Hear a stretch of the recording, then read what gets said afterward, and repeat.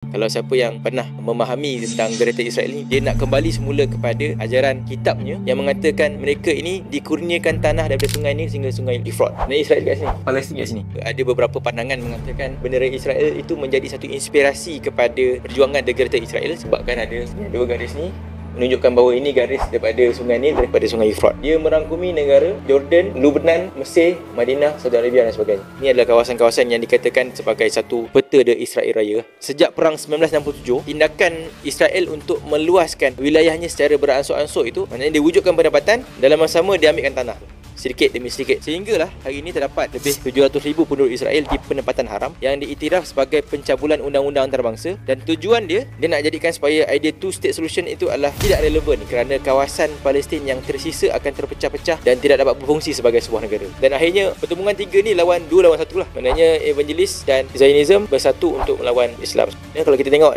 kawalan naratif yang dilakukan oleh media seperti CNN, BBC, Fox News, 90% media US dikuasai oleh 6 syarikat utama dengan hubungan pro-Israel, dan fokus dia lah untuk Israel sebagai bangsa, tapi Palestin sebagai pengganas.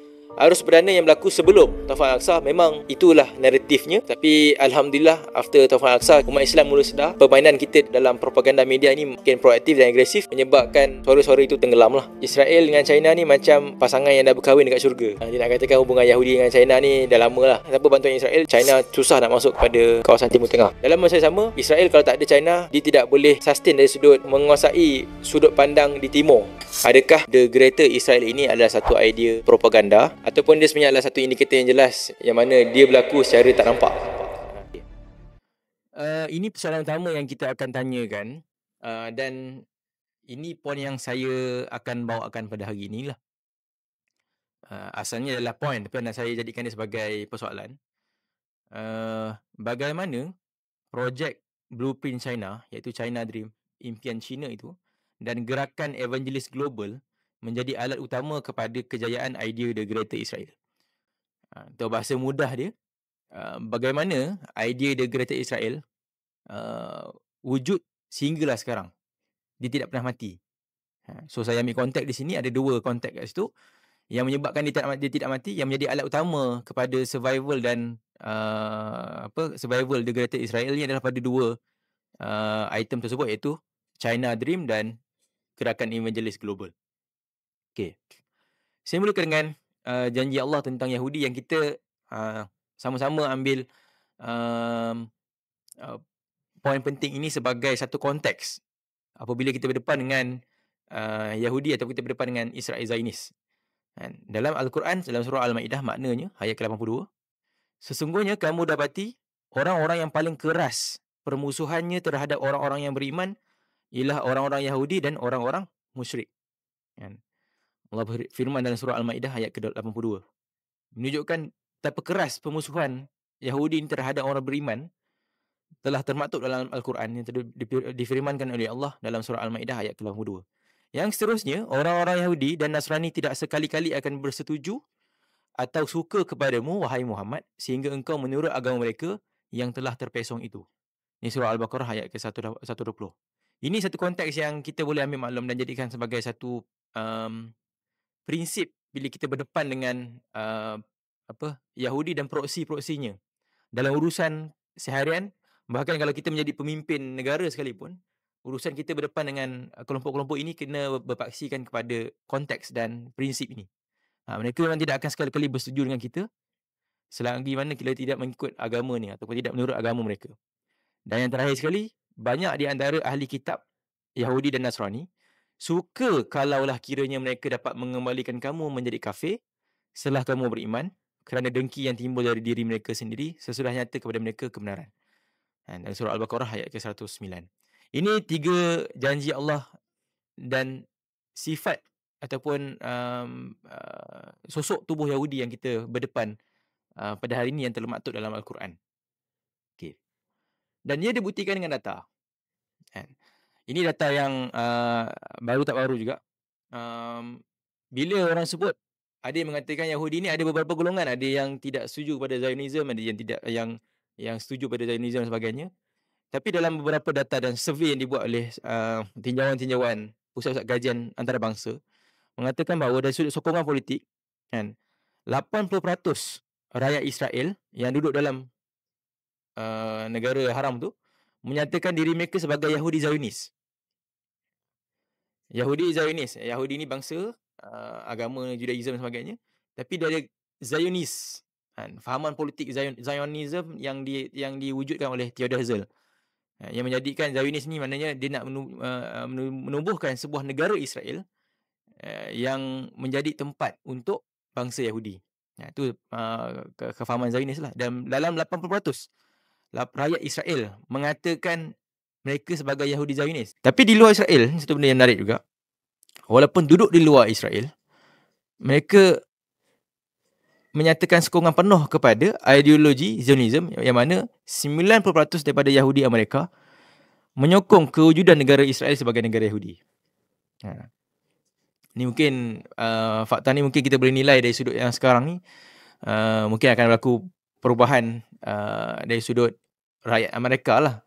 Kalau sebelum ni rakyat Amerika mungkin menyokong Israel, tapi bila lepas Taufan Al-Aqsa tu mengubah paradigma masyarakat Amerika Syarikat, yang mana mereka menilai serangan-serangan yang dibuat oleh Israel itu sebagai satu ketidakmanusiaan yang menyebabkan sokongan terhadap negara Israel itu mula dipersoalkan. Ni fakta atau data sebelum perang Taufan Al-Aqsa lah. Dan dalam masa sama, kebanyakan organisasi Yahudi di seluruh dunia secara terang-terangan menyokong Zionism. Antaranya kita lihat di sini ada World Zionist Organization, Jewish Agency for Israel dan Anti-Defamation League. Yang mana institusi ini dia wujud dalam bentuk NGO, dalam bentuk institusi untuk menyokong dan memberikan kefahaman kepada masyarakat terhadap agenda Zionism. Dan yang terakhir sekali yang saya sebut tadi, memang ada kelompok Yahudi yang menentang Zionism, iaitu Haredi Jews, Yahudi Ortodoks, yang menganggap Zionism sebagai satu pelanggaran terhadap ajaran agama. Namun kelompok ini masih merupakan minoriti lah. Yang kita pasal ada yang Yahudi Ortodok ni yang memang berwatakan Yahudi lah, pakai kopiah dan sebagainya. Okay. Itu sedikit konteks yang kita lihat dibenarkan ayat Al-Quran tadi, yang mana memang Yahudi ini memang mendukung Zionism dan tidak akan bersetuju dengan fahaman-fahaman yang sebalik ataupun menentang pada ideologi Zionism. Okay.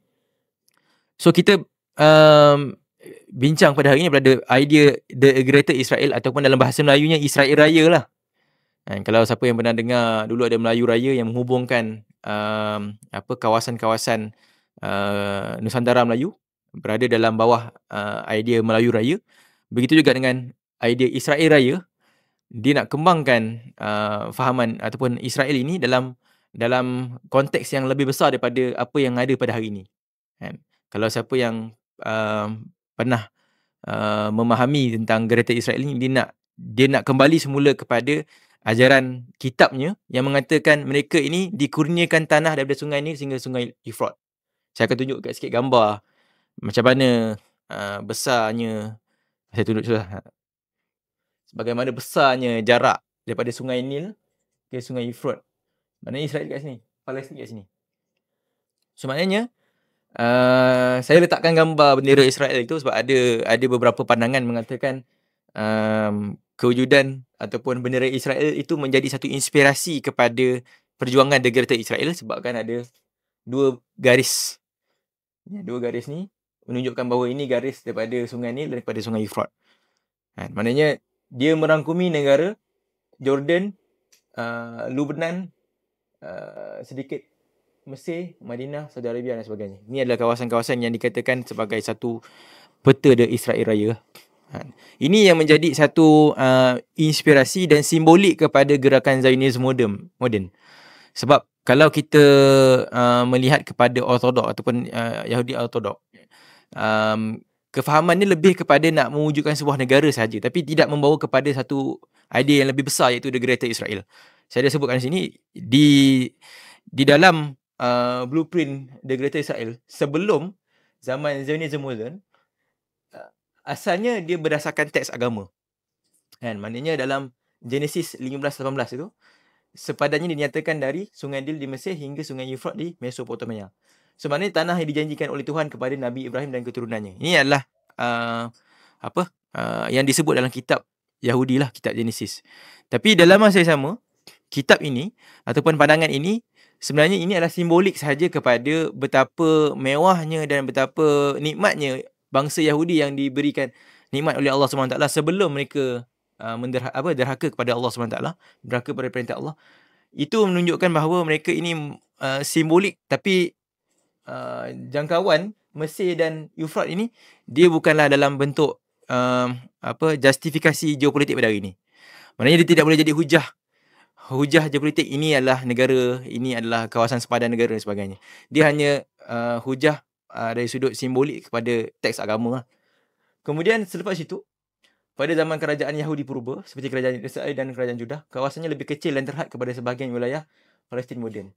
Maknanya asalnya semakin kecil dalam kerajaan Yahudi purba, dan akhirnya Zionis moden menghidupkan semula gerakan Zionism yang diwujudkan oleh Theodor Herzl. Tapi Theodor Herzl tidak secara langsung menyeru kepada Greater Israel, tapi fokus dia pada mendirikan negara Yahudi. Tapi idea ini secara agresifnya dicadangkan oleh seorang revisionis Yahudi, iaitu Zeiz Jabotinsky. Ini nama muka dia.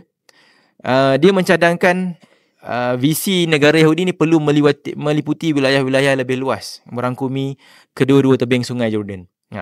So dari sinilah wujudnya satu pandangan yang agresif daripada Zionism untuk meluaskan sempadan Israel yang ada pada hari ini dengan idea The Greater Israel. Ni wujudnya lah. Okay. Ada yang kata sebenarnya bendera Israel ni datang daripada kain tolit ataupun kain Yahudi lah. Simbolik pada kain Yahudi. Tapi dalam masa sama mereka mengambil inspirasi ni. Bendera itu menunjukkan letak wujudnya sempadan antara sungai Nil dan sungai Euphrat sebagai satu istilah dia simbolik lah. Okay. Itu idea asalnya. Kemudian kita lihat satu perkara yang kita nilaikan, adakah The Greater Israel ini adalah satu idea propaganda yang diperbesar-besarkan oleh musuh Israel lah, ataupun dia sebenarnya adalah satu indikator yang jelas yang mana dia berlaku secara tak nampak, ataupun dia berlaku secara tak langsung. So saya bagikan kat sini ada lebih kurang dalam 5 indikator lah. 5 indikator yang mengatakan bahawa The Greater Israel adalah projek yang berlaku secara real. Pertamanya, penguasaan wilayah secara beransur-ansur, ataupun istilah Inggerisnya incremental expansion, yang mana sejak perang 1967 tindakan Israel untuk meluaskan wilayahnya secara beransur-ansur itu, ataupun dalam istilah yang kami gunakan dalam Irish adalah settler colonialism, ataupun penjajahan melalui penempatan. Maknanya dia wujudkan penempatan, dalam masa sama dia ambilkan tanah tu sedikit demi sedikit, beransur demi ansur. Itu dipanggil sebagai incremental expansion. Sehinggalah hari ini terdapat lebih 700,000 penduduk Israel di penempatan haram yang diiktiraf sebagai pencabulan undang-undang antarabangsa, dan tujuan dia untuk menjadikan idea two-state solution, idea yang kita hari ini adalah idea popular. Dia nak jadikan supaya idea two-state solution itu adalah tidak relevan kerana kawasan Palestin yang tersisa akan terpecah-pecah dan tidak dapat berfungsi sebagai sebuah negara. So kalau kita nak bahagi two-state solution, kita nak bagi Palestin tu 2 negara, Israel dapat sikit, separuh, Palestin dapat separuh, dia jadi tak relevan sebab kawasan tu dah dipecah-pecahkan. Agak susah untuk dipecah-pecahkan, dibahagi-bahagikan. Yang kedua, dari sudut projek infrastruktur kawalan, kalau kita selalu tengok video-video Palestin, kita akan dapat lihat ada tembok yang sangat panjang di kawasan Gaza, yang mana itulah satu teknik untuk dia meluaskan wilayah Israel tu secara beransur-ansur melalui infrastruktur kawalan. Dia kawal sempadan tu melalui tembok-tembok. Ini yang berlaku juga di US pada zaman Donald Trump, presiden sebelum dilantik sebelum tu. Sempadan yang diwujudkan di Mexico untuk mengelakkan daripada pelayaran Mexico datang ke US. Sama juga dibuat oleh US, apa yang dibuat oleh Yahudi lah. Kemudian Bukit Golan. Hari ini ada kita tengok Bukit Golan di dunia dimiliki oleh Syria. Kemudian pada tahun 1981 diiktiraf oleh Amerika Syarikat pada tahun 2019. Menunjukkan pendekatan Israel untuk melegitimasikan peluasan wilayah strategik. Kalau tengok Bukit Golan tu, dah jadi macam satu bandar. Dia bukan sekadar bukit, tapi Israel dah invest besar dekat Bukit Golan tu sebagai kawasan yang sangat strategik dalam Syria sebenarnya, untuk dijadikan dia sebagai satu kawasan untuk membesarkan wilayah. Kalau contohlah kalau kita tengok pada hari ni, biasa kita tengok ada kawasan tanah yang diteroka, tiba ada satu kuil yang tertinggal, kalau kuil India kan. Dia wujudkan kuil di situ dan tak boleh nak tak boleh nak dikacau pun. Sebab dia secara asas ni dah lama di situ. Begitu juga dibuat oleh Israel ini. Bila ada wujud Bukit Golan dan diiktiraf oleh US, kawasan itu tidak boleh dikacau. So akhirnya orang tak boleh nak ambil kawasan Bukit Golan tu dan dia boleh besarkan dan wujudkan manusia di situ menjadi sebuah bandar. Asalnya bukit biasa dan jadi sebuah bandar yang dah jadi bandar yang penuh dengan manusia dan aktiviti ekonomi. Dan baru-baru ini dalam minggu yang sama kerajaan Israel dah tambah investment 40 juta shekel lah. Lebih kurang berapa juta USD kepada Bukit Golan sahaja untuk diluaskan kepada bukit-bukit yang lain. Itu satu bukti dan indikator yang menunjukkan bahawa idea The Greater Israel ni, walaupun dia idea yang bersifat propaganda asalnya, tapi dia berlaku secara tak langsung, tindakan-tindakan untuk merealisasikan idea ni. Yang terakhir sekali adalah Baitul Maqdis diiktiraf sebagai ibu negara zaman Trump juga. Mengukuhkan kehadiran Israel di Baitul Maqdis Timur. Yang mana ini adalah strategi pengembangan secara beransur-ansur lah. Yang kedua, indikator yang kedua adalah perancangan Yinon Plan ataupun melemahkan negara-negara jiran. So maknanya Israel ini bila nak wujudkan negara Israel ni, satu perkara yang menyebabkan ianya mencabar adalah negara-negara Arab yang duduk di sekitar kawasan Palestin. So caranya untuk melemahkan maknanya dalam satu plan yang dipanggil sebagai Yinon Plan, pendekatan yang dicadangkan oleh seorang pegawai kanan Israel iaitu Oded Yinon pada tahun 1982 melalui sebuah artikel yang terbitkan dalam Kivunim. Dia mengatakan ada 3 ataupun 4 strategi untuk kita memecahkan ataupun melemahkan negara-negara jiran. Negara-negara jiran maknanya yang duduk di kawasan sekitar Palestin lah. Antaranya Iraq, Syria dan sebagainya. Antaranya untuk melemahkan negara Arab dan mengurangkan ancaman terhadap Israel. Kalau dulu memang negara-negara Arab di sekitar Israel ini pernah bekerjasama dalam perang Yom Kippur yang menyebabkan Israel terdesak untuk mempertahankan wilayahnya. So untuk memastikan supaya benda itu tak berlaku sekali lagi, dia wujudkan satu plan untuk memecahkan negara-negara Arab ini kepada beberapa kawasan lah. Sebab itu dalam teknik Yinon Plan ni ada 4. Antaranya pemecahan negara Arab, kemudian pengembangan wilayah Israel, maknanya dia nak kembangkan ke Jordan, kembangkan ke Syria, kembangkan ke Mesir dan sebagainya. Sekarang dekat Mesir ada Sinan, wujud penempatan di situ. Yang ketiga, eksploitasi perpecahan etnik, maknanya dia nak wujudkan konflik antara mazhab, konflik antara ideologi di kawasan-kawasan negara Arab supaya dia menyebabkan perpecahan antara etnik dan perpecahan antara pandangan. Yang berlaku pada hari ini pun berlaku juga di Malaysia, dan itu menjadi satu teknik yang digunakan oleh Israel. Dan yang akhir sekali adalah keamanan melalui ketidakstabilan. Maknanya negara Arab yang lemah dan tidak stabil memberi peluang Israel berkembang dan mengawal kawasan strategik. Maknanya kat sini dia akan memastikan supaya negara-negara Arab di sekitarnya tak stabil. Bahkan kalau kita tengok perkembangan hari ini yang berjalan di Syria pada hari ini, kalau kita faham, kita baca secara umumnya memang banyak puak dan banyak pecahan. Dan Syria itu tak macam kita. Walaupun kita ni ada banyak etnik, kita ada banyak negeri, tapi kita boleh bersatu dalam satu sudut pandang identiti lah, mungkin identiti negara sebagai Malaysia. Tapi mereka tidak begitu. Syria memang pecah by pecahan dan sebagainya, menyebabkan dia tidak boleh bersatu dalam satu konteks negara bangsa.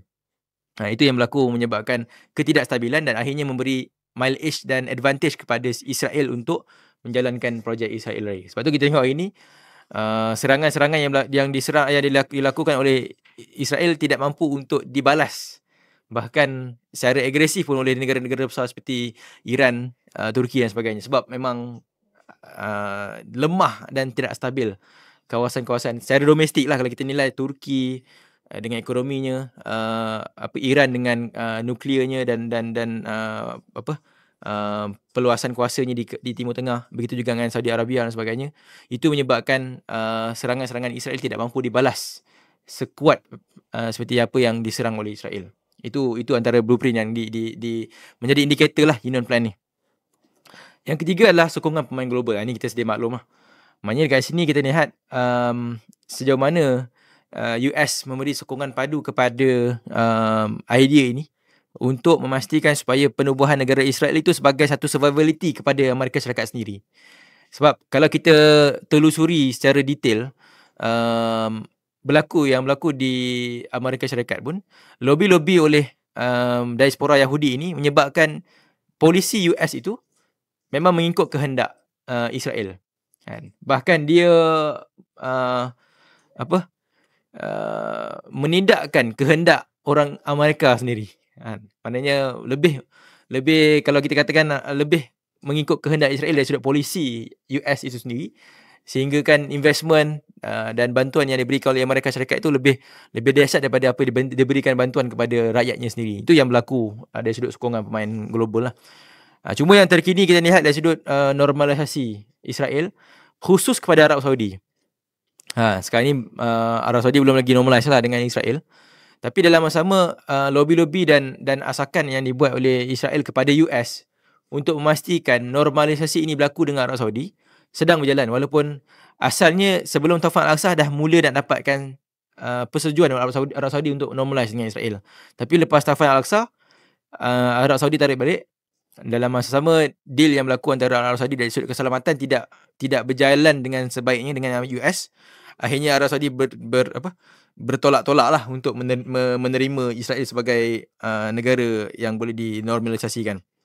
Tapi sokongan daripada negara-negara Arab dari sudut normalisasi menyebabkan perancangan The Greater Israel ini mampu untuk survive.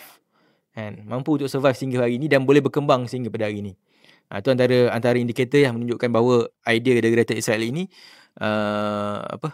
berjalan secara benar lah. Yang keempat, penguasaan naratif dan propaganda. Ini mungkin kiri timur sedia maklum lah dari sudut penguasaan naratif.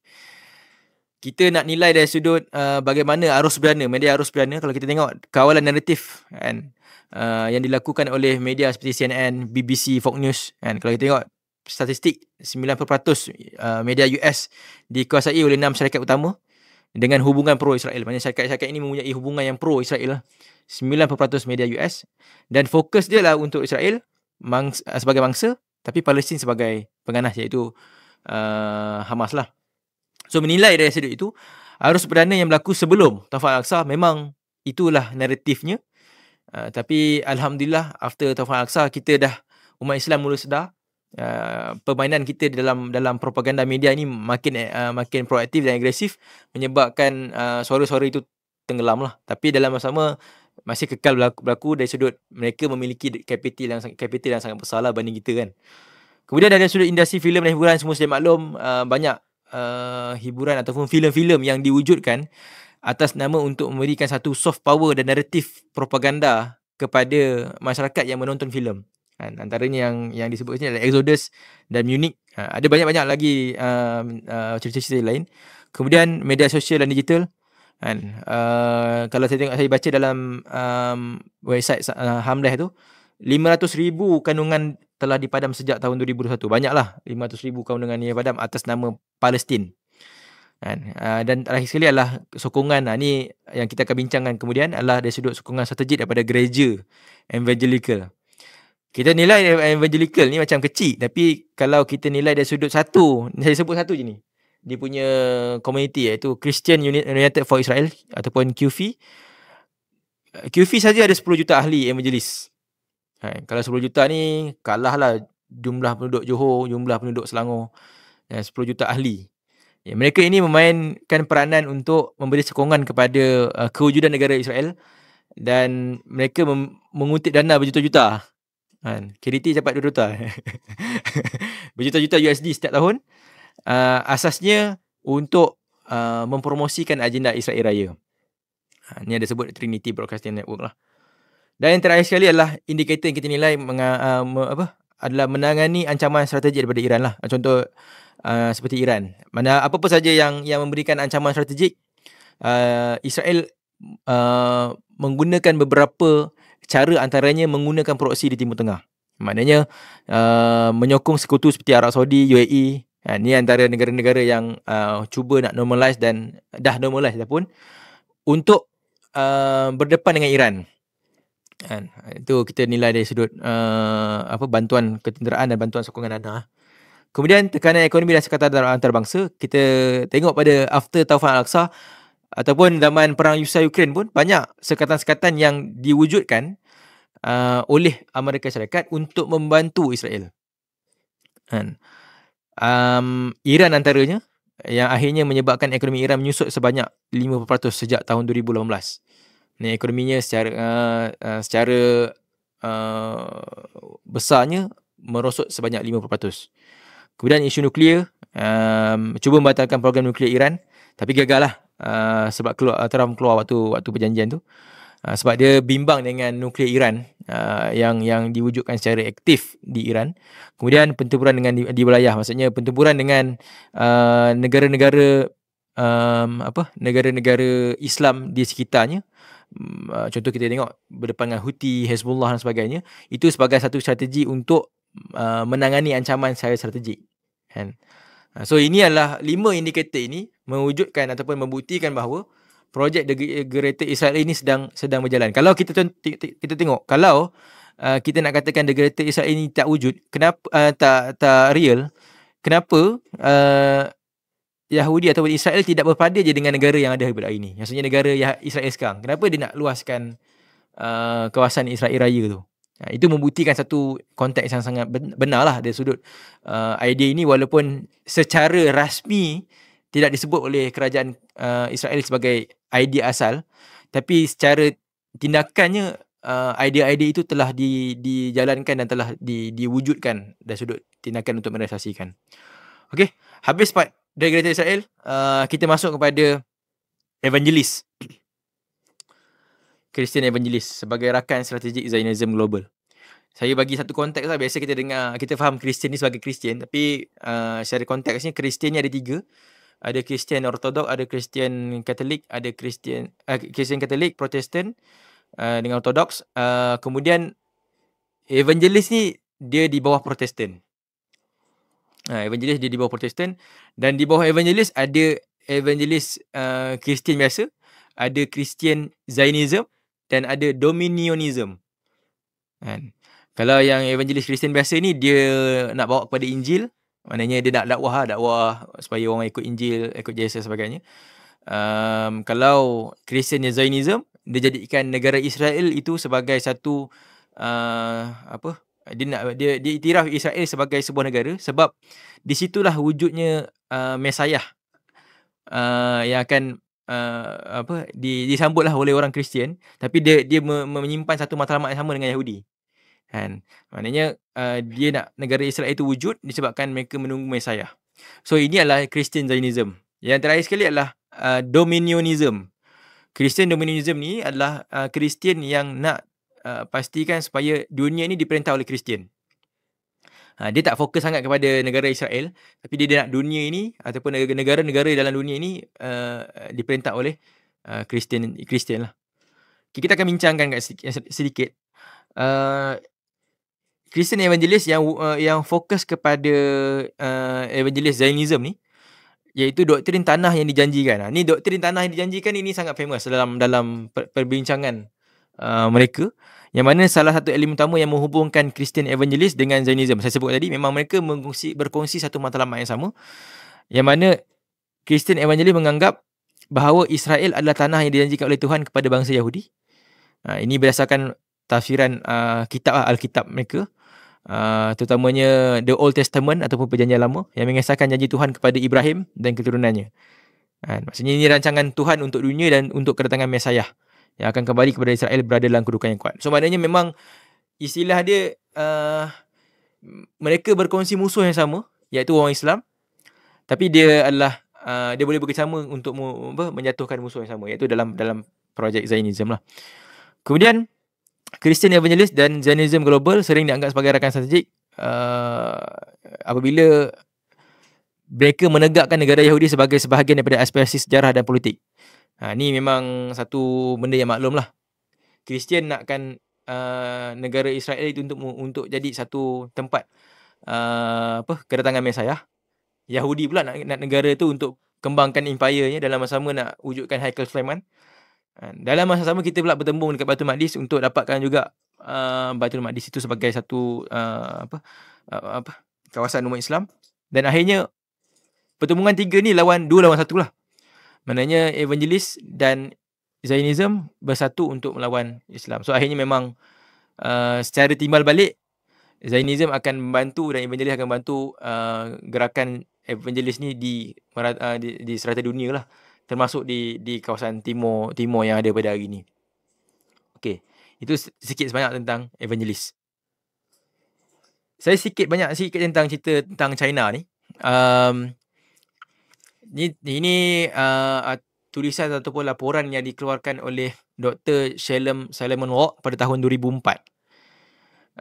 2004, sudut pandang dia kata, saya memandang bahawa inilah pertama kali nasib Yahudi akan ditentukan oleh China. Biasa kita tengok nasib Yahudi akan ditentukan oleh Amerika Syarikat dan sebagainya. Tapi tahun 2004 dia kata tahun abad ke-21 ni nasib Yahudi akan ditentukan oleh China. Sebab berlaku kebangkitan China sejak tahun 2008. Tapi dia dah baca dah. Tahun 2004 dia dah baca. Dia kata China akan bangkit. Kita perlukan China. China ni akan jadi survivability kepada kewujudan negara Israel. So, kita masuk sikit lah untuk kita ringkaskan. Sebenarnya walaupun tulisan itu tahun 2004, tapi kalau kita nilai secara sejarah, Yahudi dengan China ni memang dah lama dah ada hubungan dan perseteruan lah, hubungan yang lama lah. Kalau saya baca dalam report yang ditulis oleh Profesor Xu Xin ni dalam Jewish Diaspora in China, sebenarnya Yahudi kat China ni dah 1000 tahun dah. 1000 tahun. Dan dibahagikan pada dua fasa. Yahudi yang datang ke China sebelum era moden China dan selepas era moden China. Ini adalah Yahudi China lah. Dia pakai kopiah. Saya pernah lah bertemu dengan Yahudi ni dekat Malaysia. Dia datang Malaysia. Cina Kai Feng ni. Dia datang, dia dah baca buku Pencernaan Malaysia Iris tu. Dia kata dia tak setuju dengan pandangan Iris tu. Dia kata kami baik. Kami baik. Kami tidak menyokong Zionism. Tapi kita sebut dalam buku tu, kita tak katakan dia menyokong Zionism. Kita nak ceritakan tentang sejarah Yahudi di sini ni dah 1000 tahun. So dia tahu, okay, faham lah. Memang betul lah, sejarah dia adalah yang lama lah dekat. Sebab tu ada sebenarnya kalau perasan ada China Yahudi lah, iaitu Yahudi Kai Feng. Sejak abad ke-8 ataupun tahun 960 masih menggunakan laluan sutra untuk antara utara India dan barat daya China untuk dia bergerak lah. Okay, saya bagikan pada 3. Ada gelombang pertama, iaitu pergerakan Yahudi Sephardi dari Baghdad dan India. Ni Yahudi Sephardi ni memang macam orang Arab, tapi dia Yahudi. Kalau siapa yang pernah tengok cerita Lawrence of Arabia ataupun cerita The Spy yang cerita lama, bukan cerita seorang pekerja Mossad ni, dia duduk dan dia berwawakan Arab, tapi dia selinap ke dalam Syria. Dengan arti kata dia menggunakan model bisnes lah untuk dapatkan maklumat-maklumat Syria itu, sehinggalah walaupun dia spy, cerita tu ceritakan tentang dia ada dua identiti dia sebagai seorang Yahudi, tapi bila masuk Syria dia pakai identiti baru dia, identiti Arab, sehingga sampai dia dah nak kahwin dengan anak Menteri Pertahanan Syria. Maksudnya dia boleh masuk sampai orang Syria punya pimpinan tinggi percaya dia adalah orang Syria.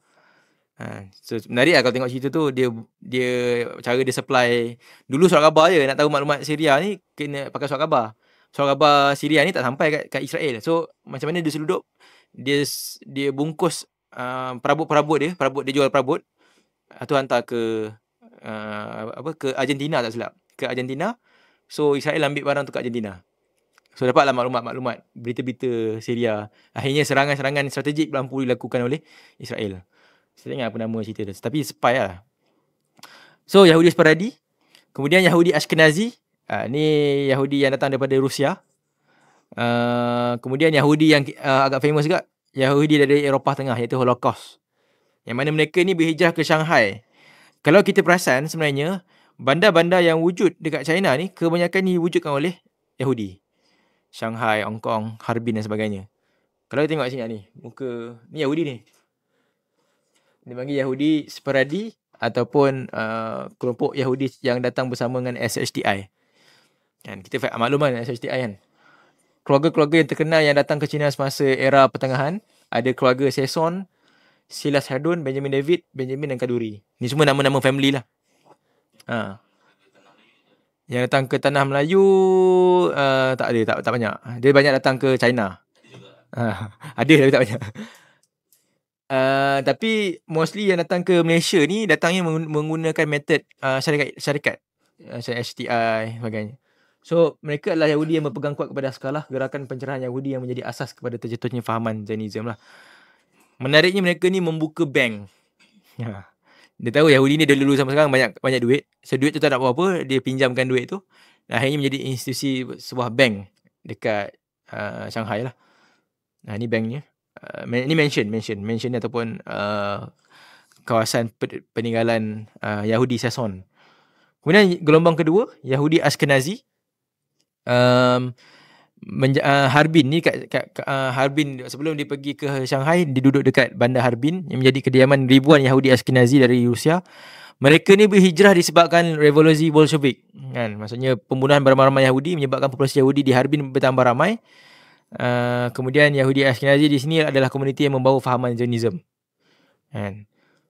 Ni adalah Zionism, Yahudi-Yahudi yang kalau tengok sikit je yang buat istilah ni macam delegasi seminar. Dia buat seminar macam kita lah buat seminar peradaban Islam sebagainya. Mereka pun buat seminar pada tahun 1919.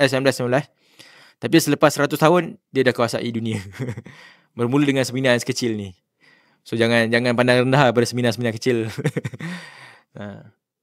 Sikit yang kat Melera kan, mungkin tak ada banting, orang tak datang ramai pun. Sebab idea untuk nak mewujudkan Israel Raya ni sangat susah sebenarnya. Sebab ketika Theodore Herzl nak lobby idea Israel Raya ni, orang Yahudi ketawa lah. Tak logik lah kau kata kan. Tak logik lah nak tubuhkan negara Israel sedangkan umat Islam sedang berkuasa, iaitu Khalifah Uthmaniyah. Macam mana kau nak wujudkan satu negara pula? Susah tu nak wujudkan satu negara dalam satu order dunia yang diperintah oleh Islam. So dia kata dia ketawakan lah idea ni. So memang funding tak ada kan, funding tak cukup, ideanya diketawakan dan sebagainya. Tapi akhirnya bila mendapat dana daripada beberapa funder yang bersetuju dengan gerakan Zionism, antaranya Rothschild dan Rockefeller, akhirnya menyebabkan mereka mampu untuk membeli tanah-tanah di Palestin. 1/20 tanah dibeli oleh Rothschild untuk mewujudkan satu penempatan. Istilahnya banyak buat bandar je, nak buat macam taman je, nak buat taman, nak buat kampung. Tapi sedikit demi sedikit, beli tanah demi sedikit, akhirnya menjadi sebuah bandar yang besar ini yang menjadi sebuah negara. Itu yang berlaku. So kalau nak menyumbang kepada projek-projek peradaban Islam ni, memang pada awalnya agak susah kita nak nampakkan result. Tapi kalau kita yakin, dia boleh jadi macam idea Israel Raya lah. Kadang kita nak invest on projek peradaban Islam ni agak susah kan. Tapi dia memang nak kena yakinkan kepada penduduk Yahudi, bukan setakat yakin dengan idea tu, tapi berpindah ke Israel. Itu satu tindakan yang sangat susah lah. Tapi mereka mampu buat. Okay, so ni pelarian Holocaust untuk gelombang ketiga. Kebanyakannya datang daripada Eropah selepas revolusi Bolshevik. Revolusi Bolshevik dan pembunuhan beramai-ramai. Ini Setiausaha Amerika Syarikat Michael Blumenthal. Masa awal-awal ni memang diorang bina hubungan dengan China. Sebab dia tahu dalam untuk menjaga survival orang Yahudi ni tidak boleh mampu hanya berdepan dengan ataupun deal dengan US saja. So di timur pun perlu ada kawasan ataupun negara yang boleh mengawal ataupun menjaga dia. So akhirnya dia deal dengan China. So akhirnya banyak penglibatan Yahudi, bukan sekadar di luar tapi di dalam, menjadi orang politik, menjadi tentera. Ni Lieutenant General Homer Lee, orang English tapi jadi tentera Cina. Yahudi lah, orang Yahudi. Kemudian dia bersama dengan Sun Yat-sen. Mungkin familiar nama tu kan, Sun Yat-sen. Nanti saya cerita sikit. Cohen dan ni Chiang Kai-shek dalam beberapa pertemuan. Ni adalah Sun Yat-sen. Sun Yat-sen ini adalah individu yang menyokong Zionism. Cina yang menyokong Zionism. Sebab tu dalam report Dr. Shannon Walt kata Sun Yat-sen menyokong penuh projek-projek Zionism kerana beliau sendiri dikelilingi penasihat-penasihat Yahudi yang menggerakkan idea revolusi. Maknanya dia nak buat revolusi Cina tu. China sebelum era China moden. Sebelum buat revolusi itu, idea revolusi itu datang daripada penasihat-penasihat Yahudi. Kalau nak nampak, kalau orang yang suka visual ni, saya suka tengok satu cerita nama The Kingsman. Kingsman, tengok episod yang keempat kot. Dia cerita tentang macam mana Yahudi, penasihat Yahudi tu, dia menasihati raja di Eropah untuk berperang. Sedangkan raja-raja itu adalah adik-beradik. Tapi penasihat-penasihat itu, dia consult supaya berperang. Itu menyebabkan perang dunia pertama. Tak tahu lah tu cerita benar ke cerita. Tapi nampak menarik lah cara dia cerita macam mana peranan consultant kepada kerajaan hari ini. Asalnya tidak berperang tapi sebabkan oleh maklumat-maklumat yang disampaikan oleh consultation. Atau kalau ada satu nama tu, nama dia Rasputin. Tu karakter betul. Memang besar, orangnya memang sangat besar. Dia menasihati raja untuk menyerang raja yang lain, yang mana itu menyebabkan perang dunia yang pertama lah. Okay.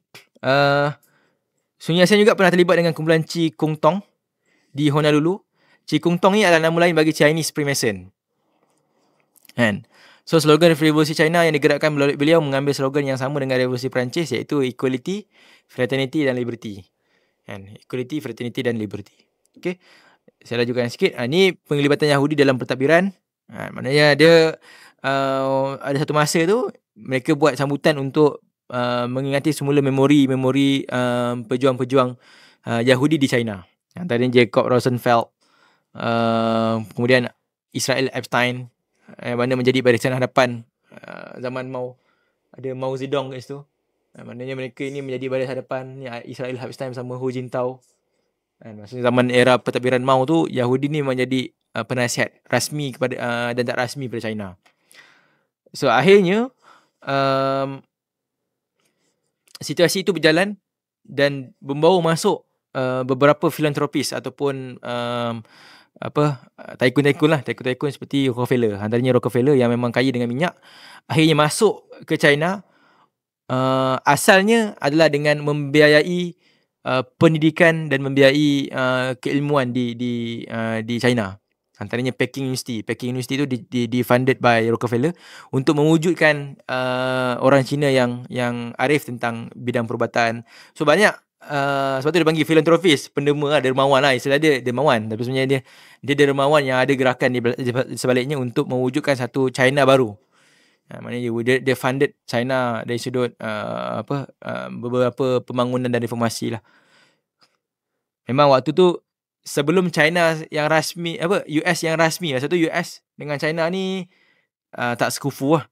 Tapi sebelum dia masuk, sampai sekarang pun tak sekufu kan.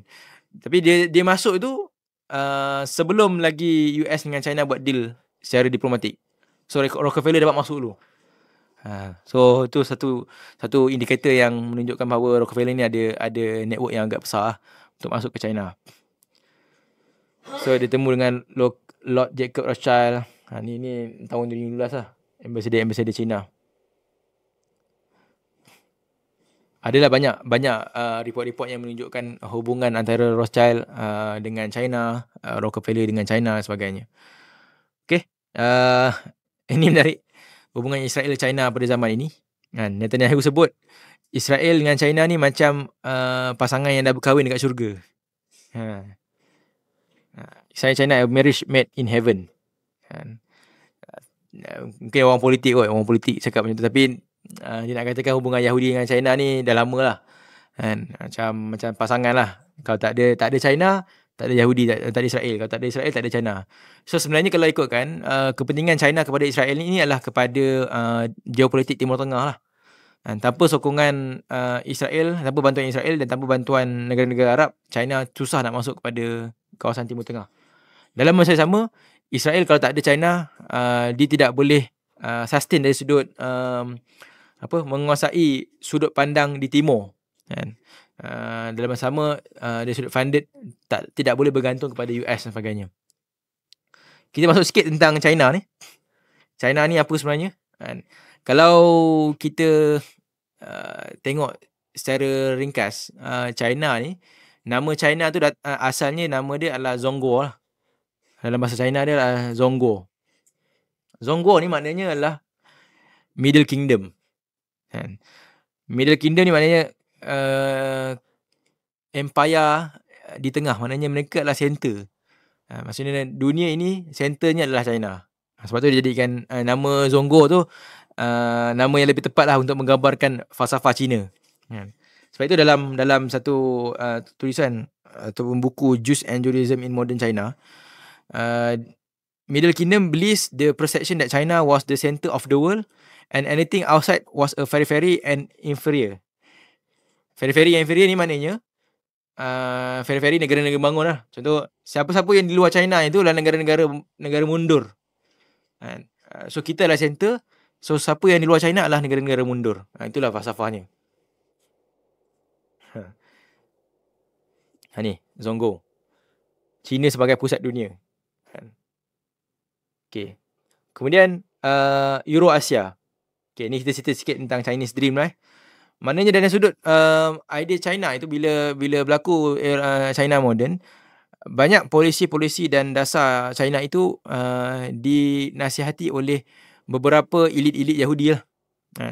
Antaranya idea Chinese Dream ini dicadangkan ataupun dinasihati oleh seorang Yahudi bernama Robert Lawrence Kuhn. Nanti saya tunjuk mukanya. Mereka nak menguasai Eurasia. Kenapa Eurasia?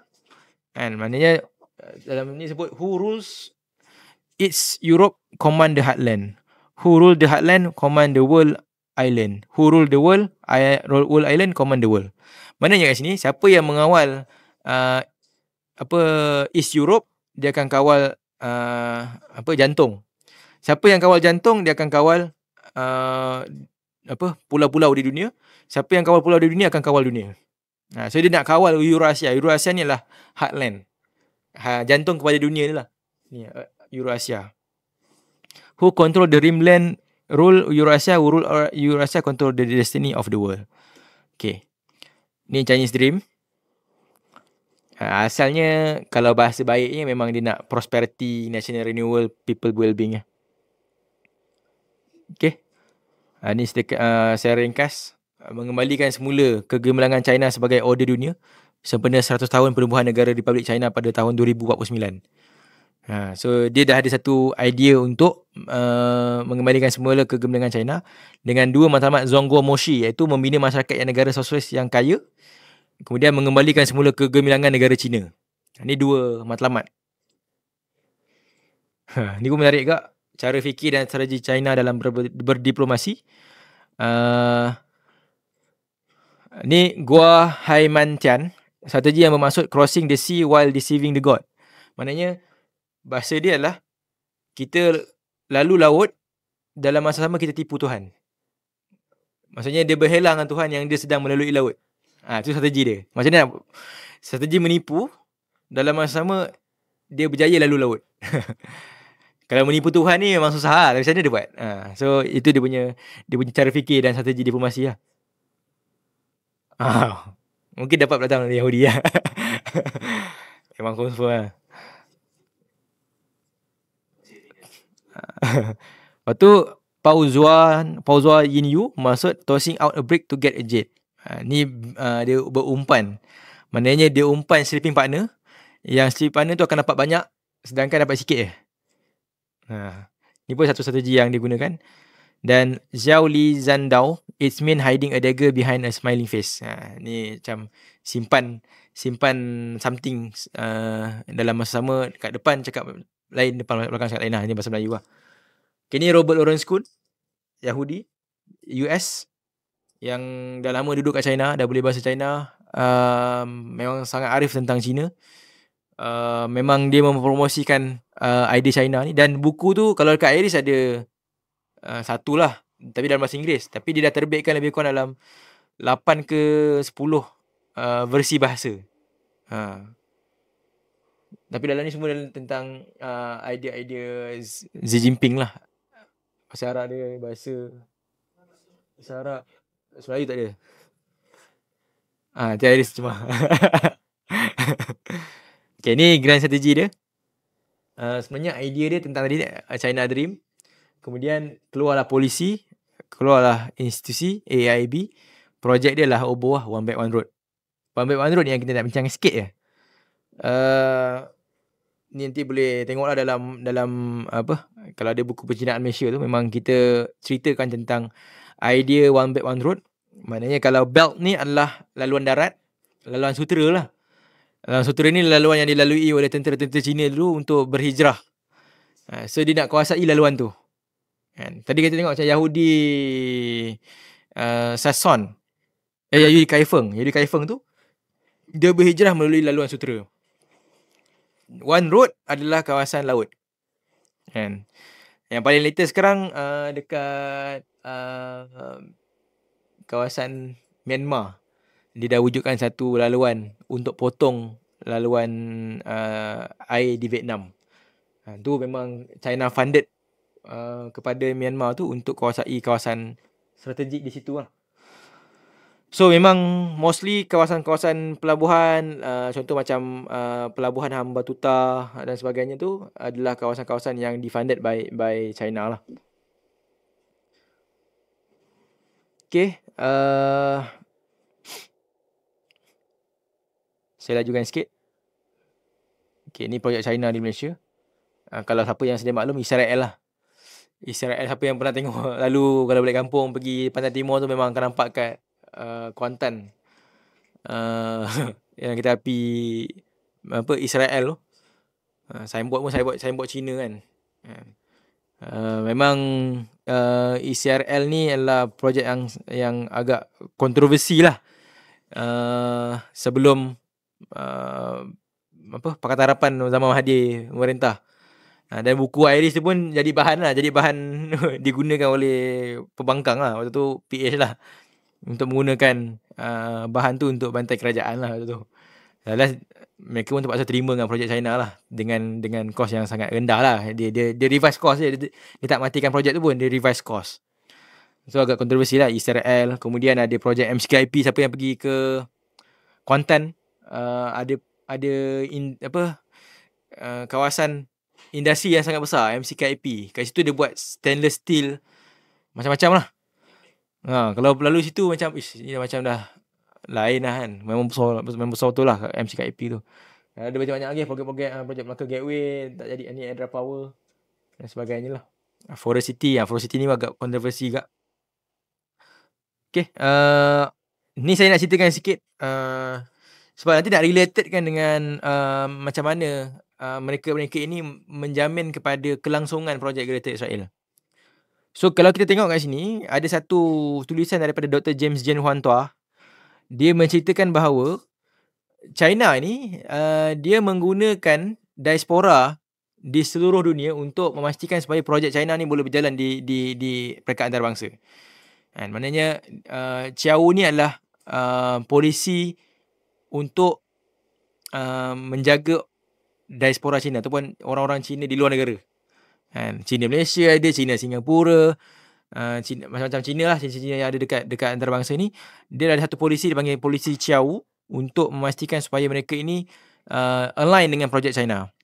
So dalam pada ini kita menilai, memang kita kata memang ada Cina yang tak setuju dengan China pun. Memang ada yang tidak setuju dengan tanah besar. Singapura pun ada yang tak setuju dengan tanah besar. Memang dia dah assimilate dengan Singapura. Ada yang memang dah assimilate dengan Malaysia. Tapi wujud juga beberapa diaspora yang menyokong kepada idea projek China ini. Bukan atas dasar ideologi pun. Kadang atas dasar ekonomi. Sebab funded by dana lah. So kita dalam buku pencinaan tu, kita ada banyak kita tanyakan soalan untuk dijawab. Antaranya sejauh mana diaspora Cina digunakan sebagai alat, apakah tanggungjawab diaspora Cina kan terhadap sistem parti komunis dan sebagainya. Kita tanya soalan-soalan ini dan kita jawab, dan kita wujudkan, dan kita dapat nilai memang overseas Chinese ni memang berjalan bukan di Malaysia saja. Kalau siapa yang pernah baca buku Silent Invasion yang ditulis oleh James Clympton, dia menceritakan bahawa projek Chiao ni berlaku dah dekat Australia. Tapi tajuk dia Silent Invasion, maknanya kemasukan secara senyap oleh China melalui CCP di Australia. Kan. Bila kita baca buku tu, dia terbitkan tahun yang sama dengan pencinaan Malaysia. Tapi kita baca buku tu, sama lah. Memang sudut pandang yang sama berlaku dekat Australia dengan apa yang berlaku di Malaysia. Tapi cabaran dia adalah dari sudut konteks lah. Okay. Ini dia punya structure dia. Ada yang luar China, ada yang dalam China, ada yang Gui Chao ataupun orang yang return daripada duduk luar negara datang balik ke China. Ni yang ada relatively dependent on PRC national. Maknanya dia bekerja di luar tapi keluarga dia di China. Dia memang dependent kepada keluarga di China. Tapi yang di luar China ni yang kita nak tengok iaitu satu rakyat Cina di luar negara. Cuma yang Huaren tu, diaspora Cina. Huaren. So kat sini ada beberapa cara infiltrasi, iaitu melalui pendidikan, melalui persatuan-persatuan Cina, Dewan Perdagangan Cina. Kalau tengok baru-baru ni macam zaman Madani sekarang ni lah, Anwar Ibrahim umumkan 100 berapa bilion investment daripada China. Tapi bila kita nilai projek-projek yang terima itu mostly datangnya kepada Dewan Perdagangan Cina di Malaysia lah. Dia bukan projek China sangat, tapi dia projek Cina Malaysia, tapi defunded by China. So Dewan Perdagangan Cina, syarikat-syarikat pelaburan Cina, bank Cina, agensi travel, pekerja kontrak, buruh kilang dan media. Ni kalau siapa yang pernah pergi Sepang ada lalu Xiamen University. Kan? Xiamen University ni nama Xiamen University nampak macam China kan. Tapi kalau kita tengok Xiamen University dekat China, dia diasaskan oleh orang Malaysia. Orang Cina Malaysia. So secara perhargaannya dia wujudkan Xiamen University dekat Malaysia ni sebabkan oleh dia menghargai usaha pengasas itu sebab buatkan universiti dekat China. Xiamen University. Boleh tengok nanti siapa founder of Xiamen University of China. Memang orang Malaysia, orang Cina Malaysia lah. Kemudian kerjasama China dari sudut media. Kalau kita tengok nilai tadi macam Greater Israel tu dia macam lebih kurangnya sikit dengan China punya projek kan. Maksud infiltrate on media, infiltrate on pendidikan. Lepas tu ada campur tangan politik. Ni yang paling recent sekali. Maknanya diorang mengajar ataupun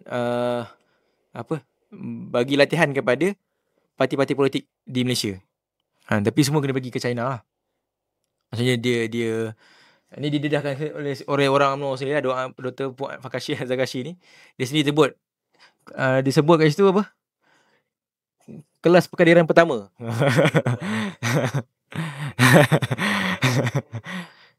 Sebenarnya kat situ memang objektifnya untuk latih dan bagi konteks kepada soft power China lah. China ni tak jahat, China ni maksudnya macamnya kita lah bawa idea baik dan sebagainya. Tadi kalau kita faham prinsip yang kita sebut tadi tu, kena berhati-hatilah.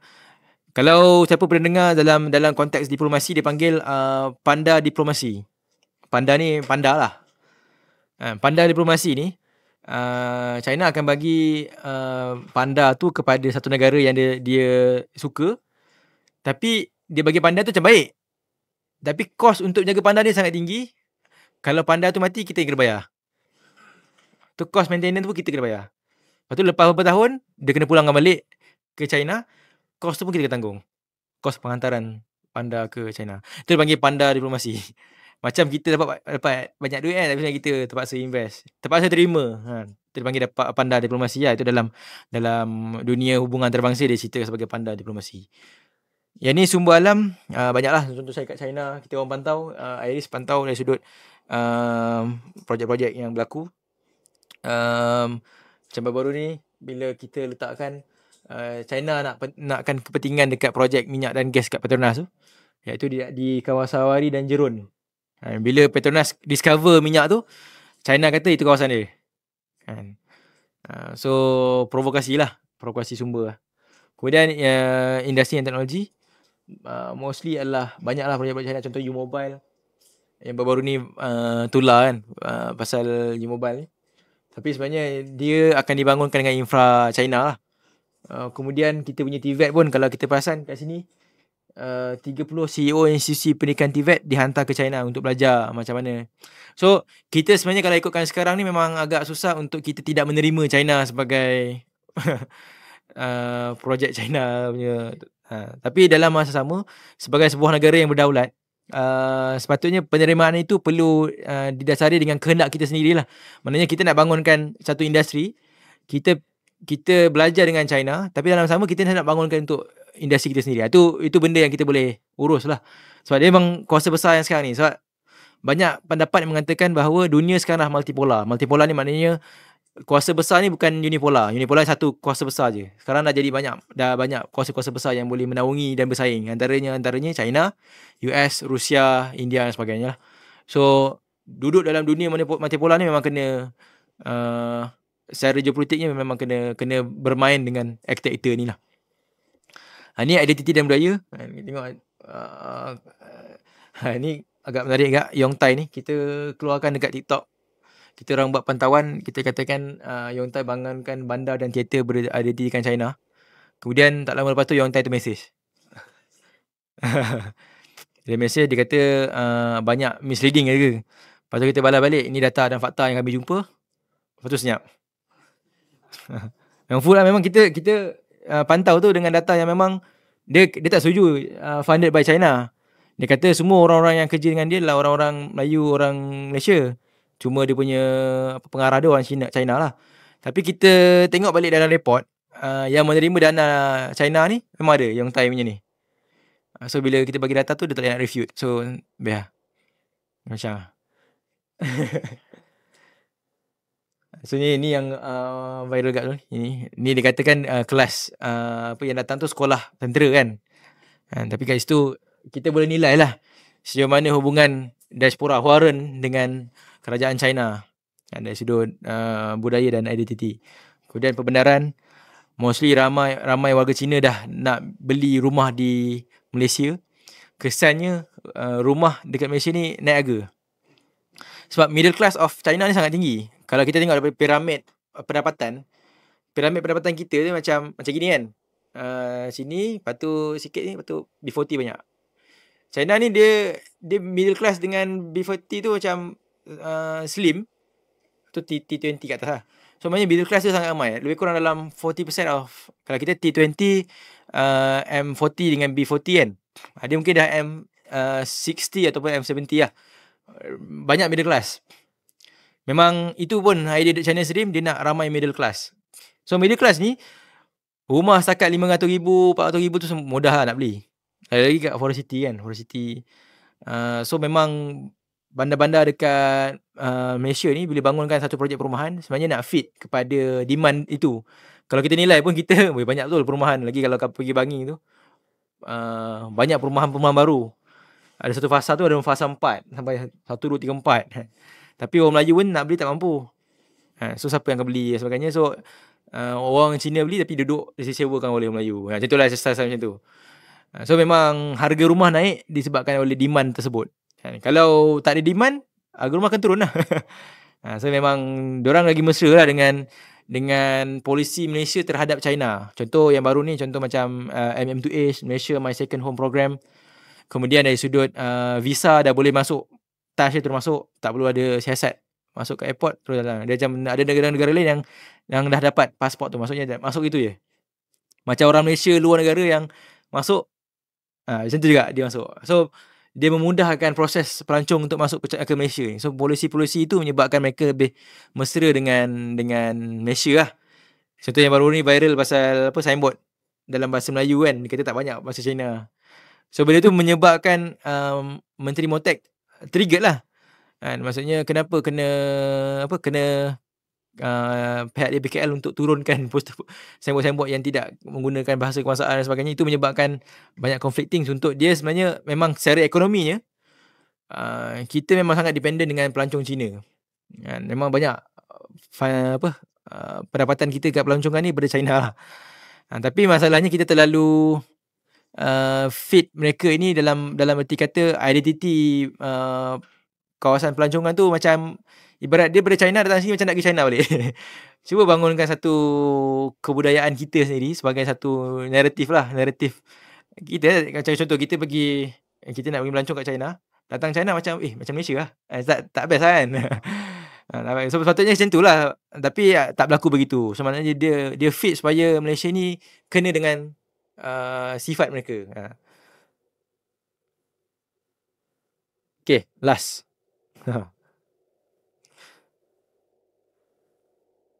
Nak cerita kat sini macam mana dua konteks ni. Maknanya China secara geopolitiknya ada China's Dream. Memang Yahudi mencadangkan idea tu menjadi penasihat dan sebagainya. Di sisi agama pula, Yahudi ada satu kawan lain iaitu evangelism. Yang mana usaha-usaha evangelism ataupun usaha kristianisasi ni dah berlaku lama dah. Sejak zaman Gold, Gospel dan Glory tu. Gospel dengan Glory. So bila macam tu, saya rumuskan kat sini, ini konteks yang kita kena faham. Ancaman kristianisasi yang ada dekat Malaysia ni ada 3 antaranya. Sebenarnya untuk kristianisasi ni dia tak perlukan jadikan orang Islam tu sebagai Kristian pun, tapi jadikan orang Kristian menduduki posisi strategik dalam negara. Sebenarnya duduk dekat parlimen, duduk dekat posisi PBT, duduk dekat posisi ini adalah orang-orang yang saya sebutkan di sini adalah orang Kristian lah. Kemudian tak perlu istilah Malaysia ni sebagai negara Kristian pun. Cukup kekalkan Malaysia sebagai negara sekular. Bila negara sekular, kalau kita nilai dari sudut persaingan, Padang tu memang dah dominan oleh orang Islam. Kalau kita buat sekular, so dia jadi 50-50. So dia nak Padang tu 50-50. Itu yang berlaku sekarang pun dalam deal dengan identiti kita pun. Mereka nak gunakan konteks multicultural. Bila guna multicultural, naratif Melayu sebagai identiti tu dia semakin terhakis lah. Sebab apa nak Melayu-Melayu. Mostly kita kan paduan, multicultural, sama kan. So benda tu dia akan menghilangkan beberapa hak istimewa lah. Itu cerita panjang lah. Tapi nak kata kat sini, negara sekular itu adalah naratif yang menjadi asas supaya tak perlu tukar pun negara ni kepada negara Kristian. Tapi menjadi negara sekular akan memberikan manfaat kepada pergerakan mereka lah. Dan terakhir sekali, tak perlu semua negeri jadi Kristian, tapi negeri dan bandar utama saja dimiliki oleh orang Kristian. Okay. Ni Joshua Project. Window 1040. 1040 ni longitude lah. Longitude 10 ke longitude 40. Kawasan merah tu adalah longitude 10 ke longitude 40. Longitude ini ataupun kawasan ini adalah kawasan yang majoritinya Islam, Hindu, Buddha dan bukan beragama Kristian. So projek Joshua ni nak mengkristiankan kawasan tu. Ni saya rumuskan lah. Dia panggil Unreached People Group. Tak dapat hidayah lagi istilah dia. Ni Joshua Project. Dia nak memetakan kumpulan etnik yang belum capai oleh misioneri. Kemudian dia fokus pada usaha mengevangelisasikan kawasan tersebut. Kemudian dia wujudkan data dan berikan strategi kepada gereja-gereja yang wujud dekat kawasan tersebut. Ini buku yang bagus juga untuk kita baca dan faham tentang konteks evangelism di Malaysia, iaitu Sang Nila Utama dan Lion of Judah. Sang Nila Utama ni adalah satu simbolik kepada Singapura, dan The Lion of Judah adalah simbolik kepada komuniti Yahudi. Maknanya dia nak cerita macam mana peranan diaspora Yahudi dalam perdagangan, kolonialisme dan globalisasi di rantau ini menjadi simbolik kepada hubungan Yahudi dan evangelis di Malaysia ataupun di Singapura. Kemudian ni The Army of God, sejarah Kristian militan dari perang salib hingga moden. So ni menarik.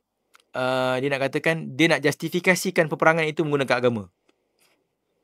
Ni macam apa Knight of Templar dan sebagainya tu. Dia justifikasikan peperangan tu, bunuh apa sebenarnya atas dasar agama.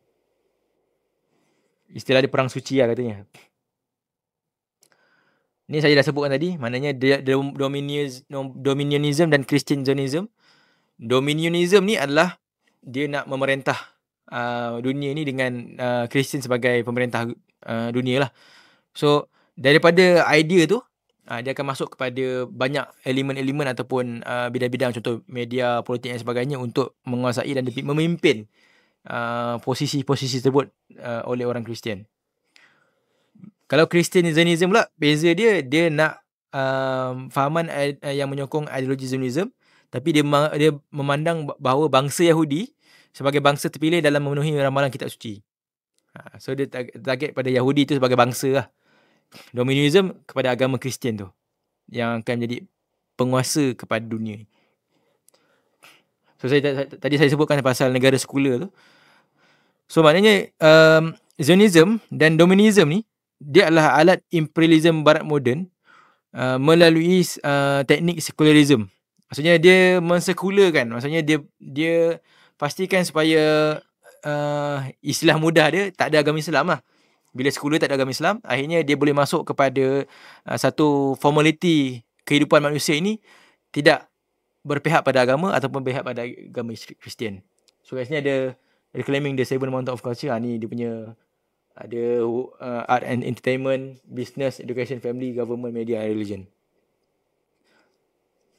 Ni dia punya pastor Kristian. Everything is political. We must get involved at every level of society as much as possible, as far as possible, as deep as possible. Dia bukannya macam kita buat dakwah kan. Dia pun buat dakwah lah. So jangan anggap kita buat seorang-seorang, tak ada orang dia pun tak buat kan. So memang kita sedang berdepan dengan mereka lah. Kalau kita tengok overseas Chinese dekat Southeast Asia ni sangat tinggi lah. Total up dekat Asia Tenggara ada 10 juta. So maknanya kat sini, bila mana ada overseas China, mereka ini akan jadi the chosen people sebenarnya. Maksudnya mereka adalah bangsa terpilih. Kalau siapa perasan, dekat Ipoh tak silap, ada satu museum Hakka. Dia sebut the Hakka people are the Jews of Asia. Itu dia tulis. Orang-orang Hakka adalah Yahudi di Asia. So kat situ ada beberapa pandangan. Ada yang mengatakan pandangan dia kata kenapa dia kata Yahudi ni sebagai Hakka ni sebagai Yahudi Asia, sebab dia ambil inspirasi daripada orang Yahudi yang berniaga. Cara orang Yahudi berniaga. Mungkin Afiq kata ni dia dapat belajar daripada mana? Daripada Yahudi. Mungkin lah. Ada istilah kan, belajar peniaga tu daripada China. Ada yang katakan memang willingly, memang secara sedarnya memang dia akan menjadi wakil Yahudi di Asia. Okay. Kalau ikutkan daripada 10 juta dekat Asia Tenggara, 60 juta dekat dunia. Overseas China. 60 juta ni ramai lah. Okay, ni antara muka-muka lah. Muka-muka multi-millionaire yang Kristian yang funded projek-projek evangelis lah. Antaranya ni paling famous lah, Francis Yeo, YTL Corporation. York is presented by the FGBM as a leading gatekeeper in the business gate. Dia kalau pakai gate ni memang Kristian lah. Gatekeeper in the business gate. Okay, ni badan utama Kristian. Kemudian Christian Federation of Malaysia. Lepas tu NECF dan Majlis Perundingan Malaysia Agama Buddha Kristian Hindu. Ni pluralism lah. Kemudian ni bila dia tengok lapangan Malaysia ni sangat susah nak masuk, dia bawa lapangan kita adalah negara Rainbow Nation, iaitu negara multicultural. A place of diversity, state of ethnic pluralism, center of multilingualism, a model of multiculturalism, a symbol of interconnected destiny, a mesh of contrasting colour, a mixture of distinct yet divinely complementary forces. So maknanya gambar ni memang mengatakan kita ni bersatu padu atas dasar multicultural dan sebagainya. So memang dia nak bagi lapangan tu sama rata. Bila sama rata ni, kalau kita yang hari ni dah Malaysia Melayu tu dominan pun kita dah ditindas. Apatah lagi kalau sama rata. Memang jauh lah nak kejar. Yang ni baru lagi September itu Pope Francis datang ke Indonesia. Dia buat promosi dialog agama, bahawa kita ni adalah sama. Dia mencabar sikit bila kita bincang konteks agama ni dengan naratif kita adalah sama. Sebenarnya itu bahaya sebenarnya. Kita menidakkan akidah kita yang menidakkan akidah dia. Kalau kita kata sama dari sudut apa? Kalau akidah memang tak sama dah. So memang lain lah. Sepatutnya perbincangan agama ni, perbandingan agama ni kena buat perbandingan lah yang tak sama. Kenapa tak sama? Kenapa? Lepas tu kena angkat Islam itu sebagai agama yang benar. So bila dia jadi satu pandangan agama yang sama, akhirnya dia tidak membumikan ataupun membuahkan ilmu kepada amalan agama di Malaysia. Kan? Oh sama je. So tak kisahlah kalau aku tak agama pun. Semua agama sama. Etis ke sama-sama. So benda tu satu benda yang agak mencabar lah untuk ni. Okay. Ni ada juga deklarasi Penang 2011. Ni ada seorang aktivis, Razali Abdul Rahman, dia buat pendedahan bahawa terdapat sebuah majlis yang mengumpulkan padri seluruh negara dan luar negara serta beberapa pimpin DAP. We must make sure Christian become official religion in Malaysia and we must make sure the next Prime Minister is Christian. 2011. Kemudian ada yang katakan Sabah as the kickstart nation. Sabah prophetic destiny is to spearhead the change of Malaysia. Bermula tahun 2009. Ni dia kata tapi banyak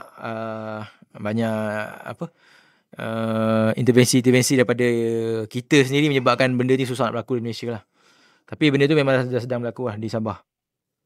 Antaranya kalau tengok sini yang kita orang baru pantau, dia orang dah kat Sarawak dah pertimbang untuk perkenalkan semula pengajian Bible di sekolah rendah. Kemudian peruntukan tambahan banyak kepada mubalik-mubalik Kristian.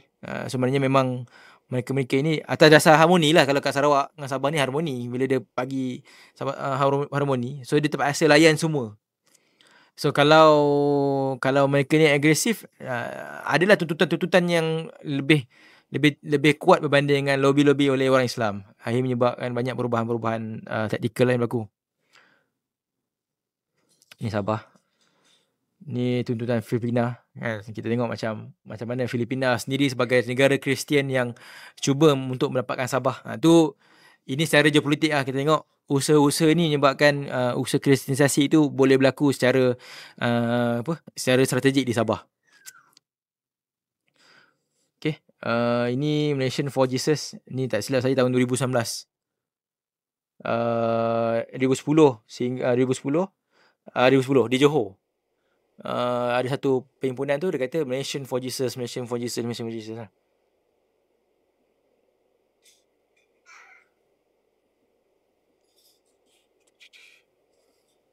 Ini pendedahan oleh Parti Cinta Malaysia, Datuk Huan Cheng Guan. Dia kata dalam DAP tu 50% adalah Christian fanatic, penganut agama Kristian fanatik, sama ada evangelis lah istilah dia. Sebab dia dakwa, saya baca balik report tu, dia dakwa sebab wujud usaha untuk membawa masuk orang-orang Cina Tau ni ke dalam agama Kristian. Dia dakwah juga orang-orang Cina Buddha ni untuk masuk dalam Kristian. Sebab tu dia keluarkan kenyataan ni. Dia kata bahaya untuk orang Cina. So 50% besar. 50% ni besar. Ni adalah network, Global Evangelical Network. Ini dalam buku tadi, the Lion of Judah. Okay, penutup kesimpulannya, projek Blueprint China dan gerakan Evangelis Global adalah alat utama, memang kita confirm. Kemudian hubungan China dengan Israel dilihat pragmatik. Walaupun pragmatik, China nak ada manfaat daripada Israel secara geopolitik, tapi dua-duanya mengambil manfaat secara geopolitik lah, China dan Israel. China fund teknologi ke China fund teknologi ke Israel. Israel gunakan pengaruh Timur Tengah tu ke China. Kemudian Yahudi elit merupakan aktor yang bertanggungjawab terhadap kebangkitan China. Ini saya sebut tadi, maksudnya macam mana Robert Lawrence Kuhn, Rockefeller dan sebagainya menjadi orang yang bertanggungjawab untuk menasihati China sebagai proses membangkitkan China moden. Dan yang terakhir sekali adalah Evangelis Global merupakan proksi strategik Zionism atas faktor berkongsi matlamat yang hampir sama dan sebagai strategi untuk infiltrate naratif keagamaan yang menyokong perubahan Israel di kalangan masyarakat di Asia. Okay, Allah Alam, itu sikit sebanyak konteks perbincangan kita pada hari ini. Bagaimana The Greater Israel itu mampu bertahan hingga hari ini disebabkan oleh dua pergerakan tadi, iaitu China dan gerakan Evangelis Global lah. Allah Alam. Saya serahkan semula kepada mana MC saya. Ni soalan.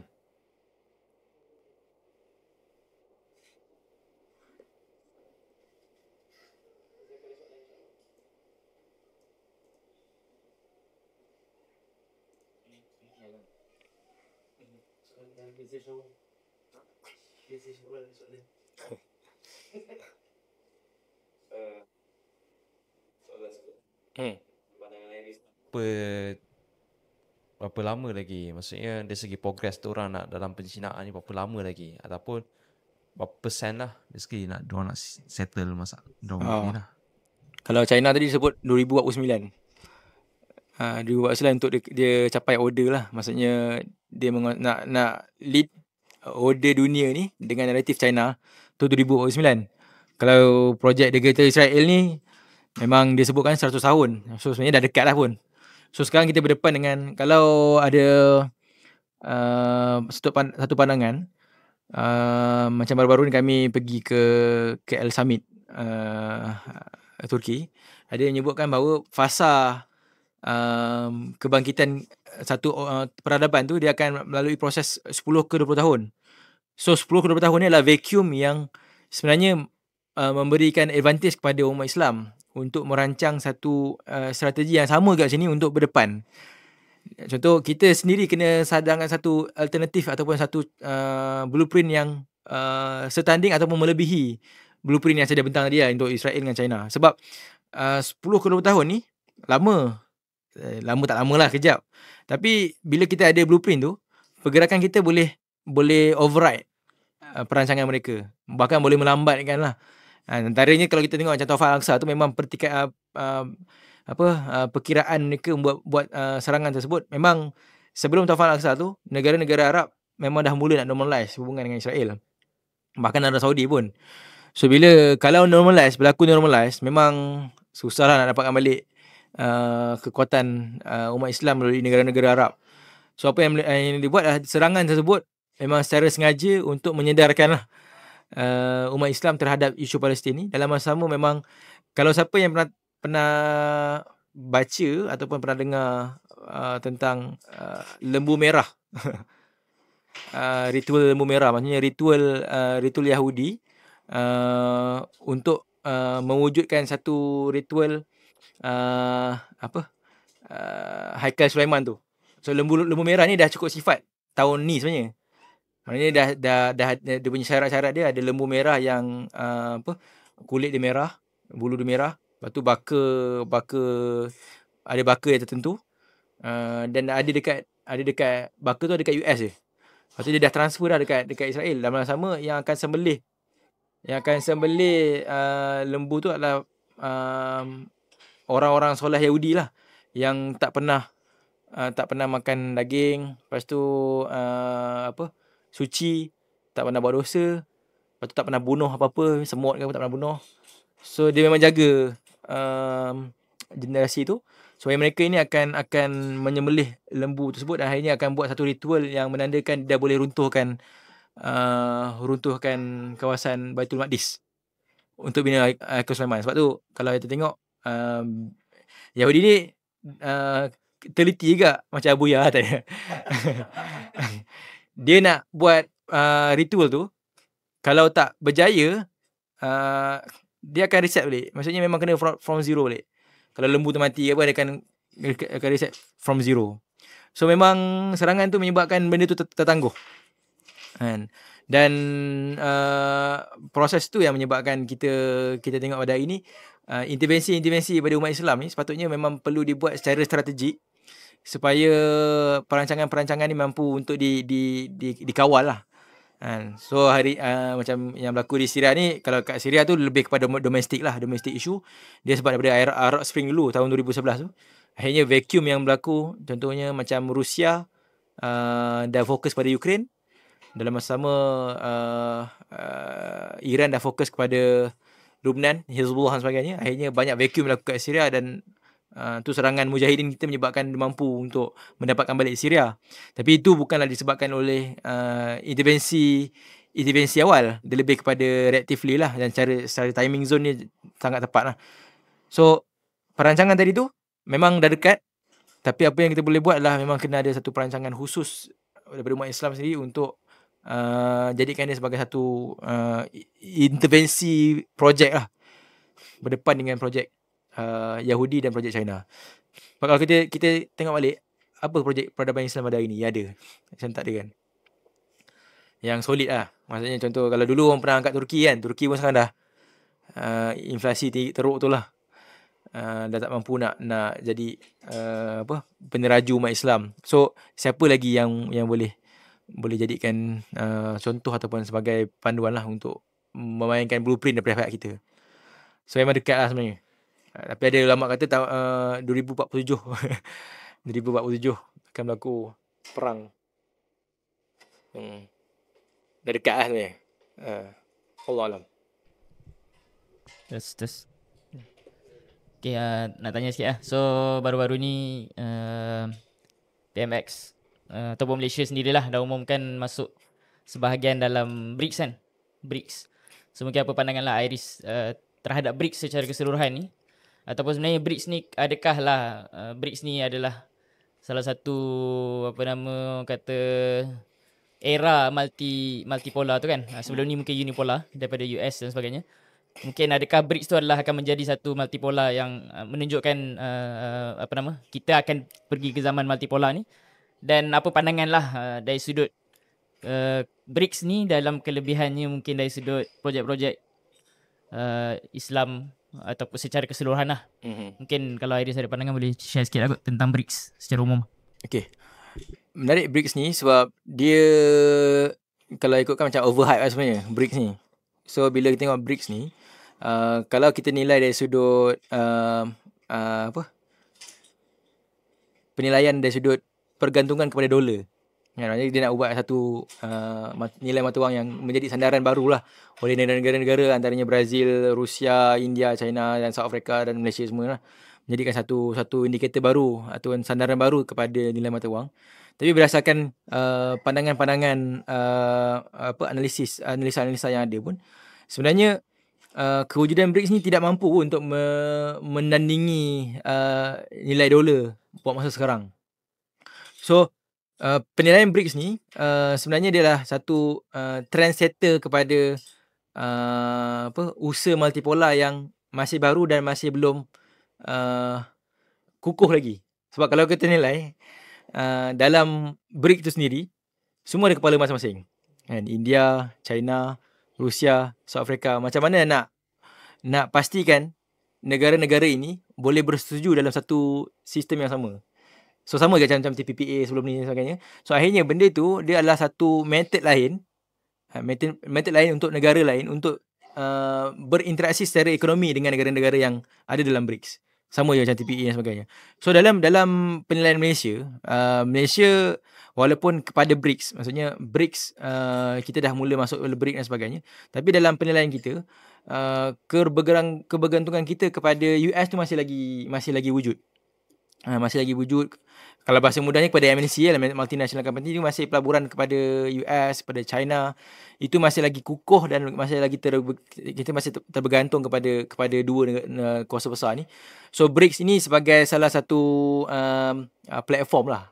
Salah platform yang wujud untuk sama ada nak provoke US ataupun sebenarnya salah satu platform yang baru diwujudkan untuk menyaingi saja. Dia bukanlah untuk pada pandangan kami dia tak boleh nak tukar awal sebenarnya. Dia memang paling tinggi boleh menyaingi saja. Dia tak boleh nak ubah.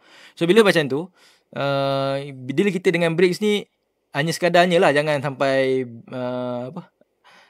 secara strategik ni mostly kita komitmen sangat tinggi kepada BRICS sebab kita pun tak nampak confirm sejauh mana BRICS ni boleh kembangkan dari sudut geopolitik dunia lah. So bila macam tu kita kena faham dari sudut order yang ada pada hari ni, dari sudut transaksi ekonomi, dari sudut geopolitiknya, kebergantungan kita kepada sistem yang ada pada hari ni memang akan bergantung. Kalau wujud platform baru pun saya yakin kita akan berpindah ke platform yang baru. So kalau soalan tadi memang pada saya lah, BRICS ni buat masa ni overhype lagi lah. Belum confirm boleh menyaingi sistem US dollar. Dalam masa sama dia belum lagi wujud kerjasama yang kuat dalam kalangan anggota lah. So kita tak tahu lagi lepas ni kita tengok macam Trump dah jadi presiden semula. So kita mungkin berubah lah Dan banyak je perubahan-perubahan yang berlaku dalam kalangan Rusia China ni berlaku dalam tempoh yang sekejap. Kan. So akhirnya dia menyebabkan negara-negara feri-feri tadi sebut macam negara membangun ni terpaksa terikut-ikut dengan perubahan tersebut. Okey.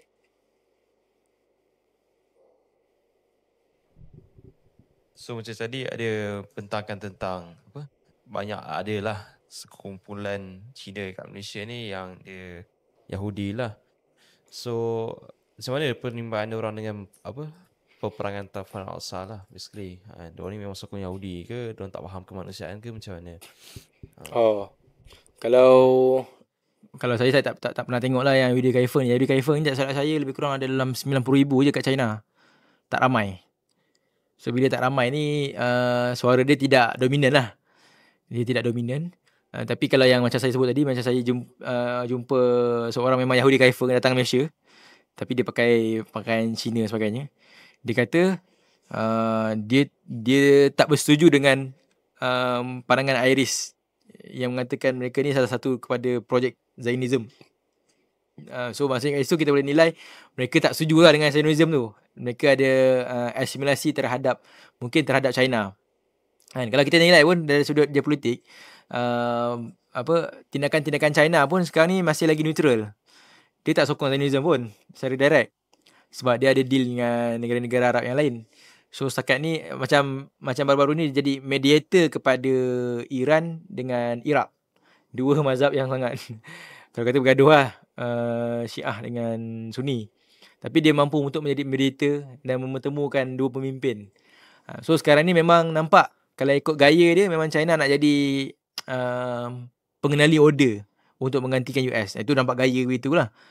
Tapi kalau ikutkan kepada survey, saya tak jumpa lagi lah survey kepada Yahudi Kaifeng ni pandangan daripada Zionis. Tapi buat masa sekarang, satu, suara ni tak dominan. Yang kedua, berdasarkan pengalaman berjumpa dengan mereka tak semua setuju dengan Zionism lah. Saya pun bila baca buku bila buat kajian pencinaan ni baru tahu ada Yahudi dekat China dengan Yahudi dekat Baghdad, Yahudi Separadi yang muka macam Arab kan.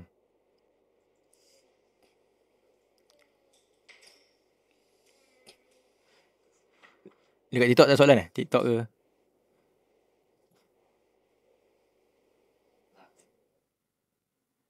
Nah, boleh. Mungkin kita boleh bincang.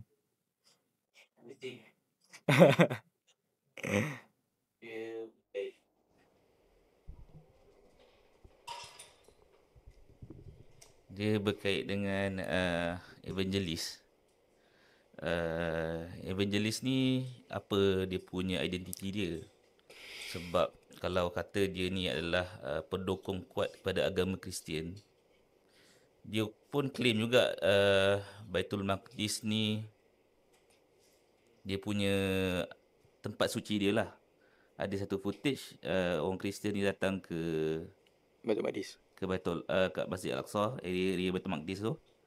Diorang pun dihina oleh orang Yahudi.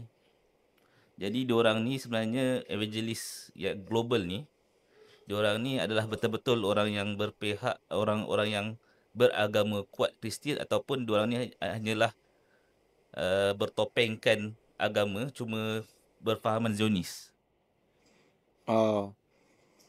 Ni yang tu dia kena dia evangelis dekat area Asia ni adalah orang yang mendukung kuat pada projek-projek Zionis. Evangelis Zionism.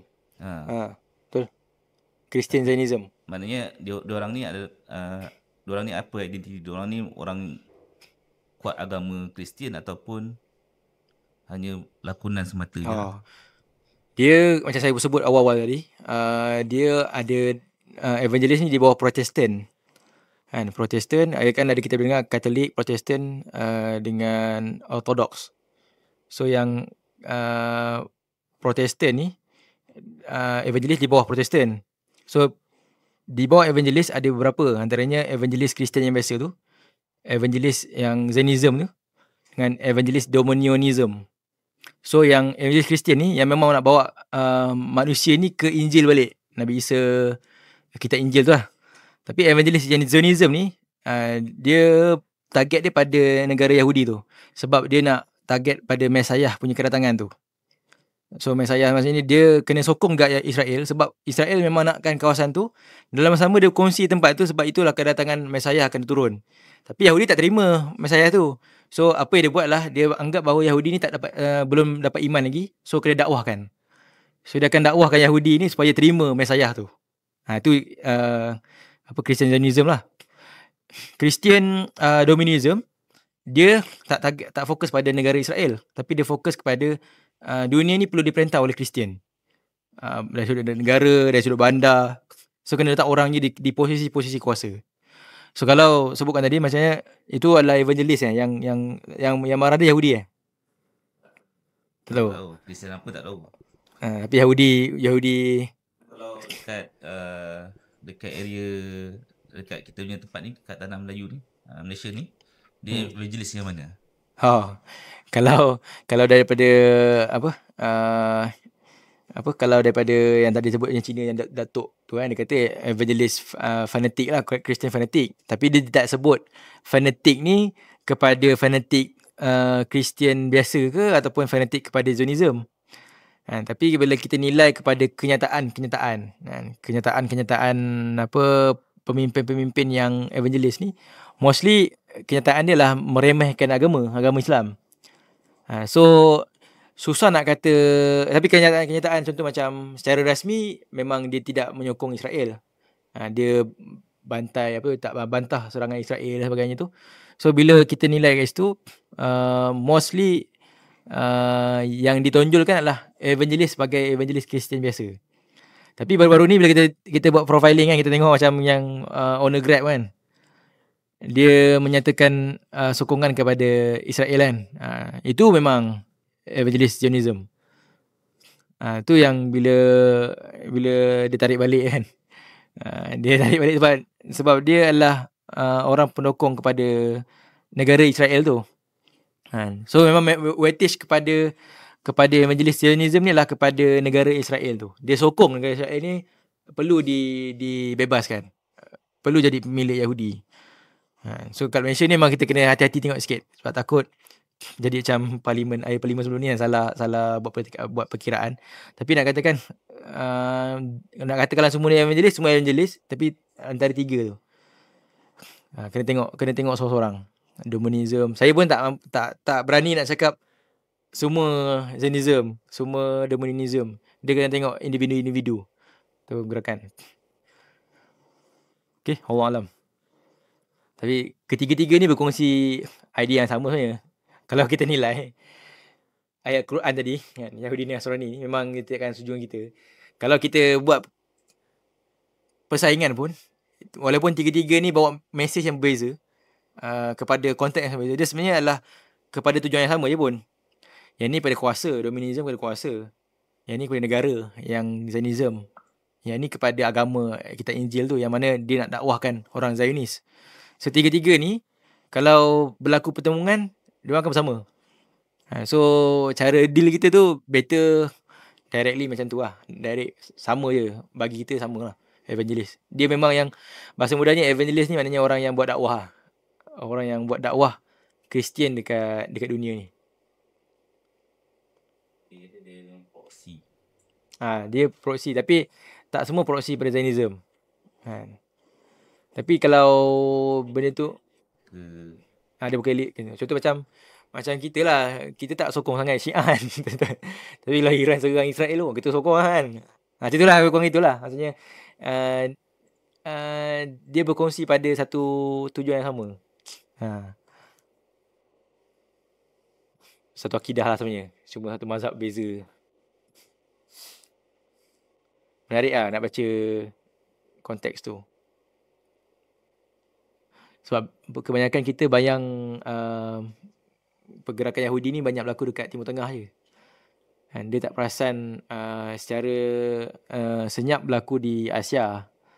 Antaranya melalui tadilah gerakan evangelis. Kemudian daripada China sendiri.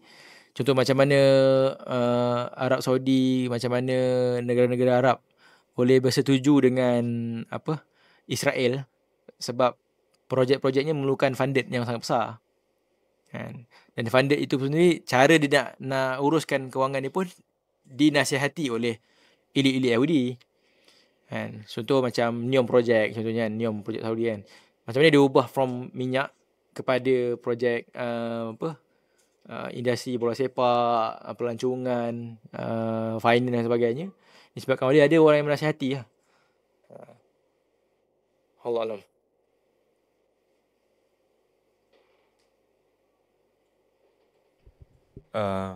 Iris selalu bongkarkan lah benda-benda yang sangat terselindung. Contoh macam Christian Evangelist apa semua. Dan ada juga dikaitkan Ana Ayuh dengan Christian Evangelist lah kan. So selalu apa dia punya reaksi lah. Dia punya reaksi bila orang tahu lah maklumat aku ni macam mana. Apa reaksi dia orang? Surat bunuh ke apa ke kan. Tak tahu tak. Tapi kalau kita tengok pada reaction pemimpin DAP ni, dia mula assimilate dengan budaya Islam berbanding sebelum ni. Sebelum ni memang agak aggressively kalau kita tengok kat Twitter, tengok kat blog dan sebagainya, memang dia tonjolkan dia sebagai Kristian lah. Macam keluarkan buku dan sebagainya. Tapi sekarang ni sebabkan mereka dah jadi pemimpin, perubahan watak dan perubahan approach dia dah berbeza. Approach dia sekarang dah jadi macam approach yang Mesra Melayu, Mesra Islam, boleh berbuka puasa sama, pergi surau pakai tudung, pakai baju kurung. Itu adalah respon sekarang lah. Kalau dulu memang kena bantai kat Twitter, kena bantai banyak, tapi sekarang ni dah mula approach yang macam tu. So nampak tak adalah Kristian sangat pun. Ni boleh dapat hidayah lah. Gaya macam tu lah, nampak macam tu. Itu respon yang saya boleh komen. Macam itulah yang kita nampak sekarang. Kalau yang dalam tu tak tahu nak sebut macam, tapi itu yang berlaku secara front lah. Kita pun pasal bulan Ramadan pun datang kan, dia datang buka puasa sekali, siap boleh makan dalam talam kan.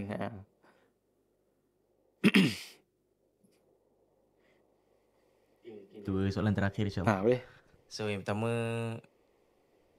mungkin dalam topik juga, ataupun dua topik kot, berkaitan dengan kemenangan ataupun pembebasan Damsyik baru ni, Syria kan.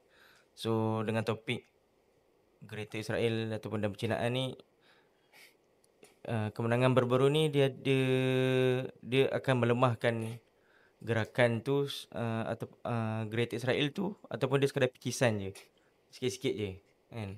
Sebab bila dah menang baru ni, saya ada post lah dekat medsos dalam keluarga semua kan. So ada pakcik-pakcik tua-tua ni, jiran-jiran dia macam marah balik, jangan seronok sangat Syria menang, sebab boleh jadi ini adalah satu kemenangan ataupun satu bantuan untuk Israel lebih kembang, lebih besar. Macam tiba kan.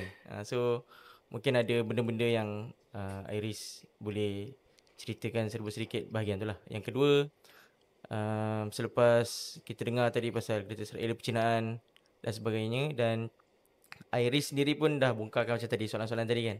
So apakah benda yang kita sebagai rakyat Malaysia ataupun yang marhain kita boleh buat untuk kita boleh lawan benda-benda ni lah. Wallahualam. Okay. Untuk soalan yang pertama tu, saya suka bawa konteks Syria ni sebagai negara Islam yang berdaulat lah. Itu matlamat yang kita nak. Syria ni jadi negara berdaulat. So negara berdaulat ni negara yang kuat, negara yang very powerful, lepas tu diverse dan sebagainya. Itu juga yang kita nak mahukan kepada negara-negara Islam yang lain. So bila kita menilai Syria ni, kita punya prinsip ke situ. Maknanya sejauh mana kita nak supaya Syria ni boleh jadi negara berdaulat. Tak kisahlah siapa yang memerintah itu adalah umat Islam yang memerintah itu, dia adalah dalam proksi mana dan sebagainya. Tapi dia membawa kepada satu konteks untuk mendaulatkan Syria lah. Dalam perkembangan baru-baru ni kita nilai memang ketidaksetujuan rakyat Syria ni dah lama dah, sejak ayah Bashar al-Assad tu pun. Dan Syria ni adalah negara-negara yang agak lambat kesan Arab Spring dia berbanding negara-negara Arab yang lain. Perubahan rejim itu berlaku lambat. Baru berlaku dalam tempoh sekarang kan. So bila kita nilai memang kita tidak menidakkan proksi ketenteraan yang ada dalam Syria baru-baru ini memang ada yang memang proksi US, ada yang proksi Israel, ada proksi Iran, ada proksi Turki dan sebagainya. Tapi bila kita nilai kepada sebuah negara berdaulat, kita sangat bersetuju untuk negara Syria itu dibebaskan. Dalam arti kata memberi ruang kepada rakyat Syria menguruskan negaranya sendiri secara berdaulat dan mengikut kehendak negara Syria, rakyat Syria, tanpa ada campur tangan asing. Okay. Tu kita very clear lah. Tetapi satu cabaran macam kita sebut tadi, wujud ke blueprint daripada side Islam sendiri untuk mentadbir negara tanpa campur tangan asing dan tidak mampu tapi mampu untuk berdepan dengan order yang ada pada hari ini. Berdepan dengan US, berdepan dengan Israel dan sebagainya. Baru-baru ni kan, macam bila dia dapat Damsyik, dapat Aleppo sebagainya, akhirnya kena serang dengan Israel. So Israel masa kemenangan Syria tu, Mujahidin Syria, dia kata kemenangan tu disebabkan oleh dia kata. Sebab dia serang Lebanon. So Iran tak dapat nak backup. Tu hujah dia lah. Naratif yang dia cuba dia mainkan. Baguslah Israel tolong korang. Itulah. Itu Israel punya naratif lah. Tapi daripada side kita, memang sememangnya tindakan yang segera perlu diambil oleh pemerintah Syria yang sekarang untuk memastikan supaya infiltration dan serangan berdepan dengan Israel ni tidak berlaku secara ekstensif apa yang berlaku macam sebelum ni. Kan? Sebab tu kalau contoh kita dia perintah, kita ambil contohlah zaman Morsi dulu. Bila Morsi jatuh, banyak pakar yang membincangkan kenapa kejatuhan itu berlaku secara segera. Bila dinilai rupanya secara paksi kuasanya Morsi tidak mampu untuk memegang tampuk kuasa-kuasa yang lain. Maksudnya politik mungkin mampu, tapi dari sudut militeri, dari sudut media, dari sudut kewangan ekonomi dan sebagainya tidak mampu untuk dikuasai oleh pimpinan orang yang Morsi. Itu yang menyebabkan kejatuhan itu sangat sekejap. Begitu juga dengan Syria. Contoh kalau Syria, kita boleh soalkan dari sudut keselamatannya. Tentera okey tak? Okey, dari sudut kewangan macam ni, ekonomi. Okey, dari sudut menguruskan negara, ada idea tak nak uruskan negara macam mana? So bila kita persoalan begitu, kalau tak ada, Syria akan jatuh balik. Ada kemungkinan akan jatuh balik. Walaupun sama ada jatuh balik ataupun dia akan diperintah oleh proksi yang sama juga. Ganti Bashar al-Assad, mungkin proksi US ataupun proksi Iran yang lain lah. Itu pandangannya lah. Kita tidak menidakkan kemenangan tu. Kita memang mahukan orang Syria bebas sebebasnya. Dan sangat seronok tengok kepada macam mana bebasnya mereka untuk solat jemaah dan sebagainya. Bertemu keluarga yang dah lama tak jumpa sebagainya. Tapi one way untuk sustain negara tu, dia perlukan kepada satu perancangan blueprint yang sangat spesifik dan strategik. Yang memerlukan kepada pemikir-pemikir Arab pemikir-pemikir Islam ni yang boleh berdepan dengan situasi vacuum yang kosong dalam masa berdepan dengan Israel dan US. US dengan Israel confirm dia akan terus direct US cara dia memang akan direct dengan pemimpin baru. Dia akan konsult okay, kita buat macam ni, kita buat macam ni. Kita dah ada plan dah untuk Syria untuk 1 tahun. Untuk dia dah ada plan. Kita macam tak ada plan nak buat apa So kalau kita ada plan, itu lagi mudah, lagi bagus untuk kita mengurus negara. Tapi masalahnya bila kita pegang kuasanya, akhirnya tak ada plan.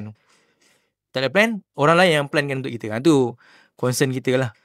So nak sebut tentang tadi tu macam netizen sebut jangan seronok betul lah jangan seronok cepat. Sebab pernah berlaku kita seronok dengan Morsi menang, akhirnya jatuh.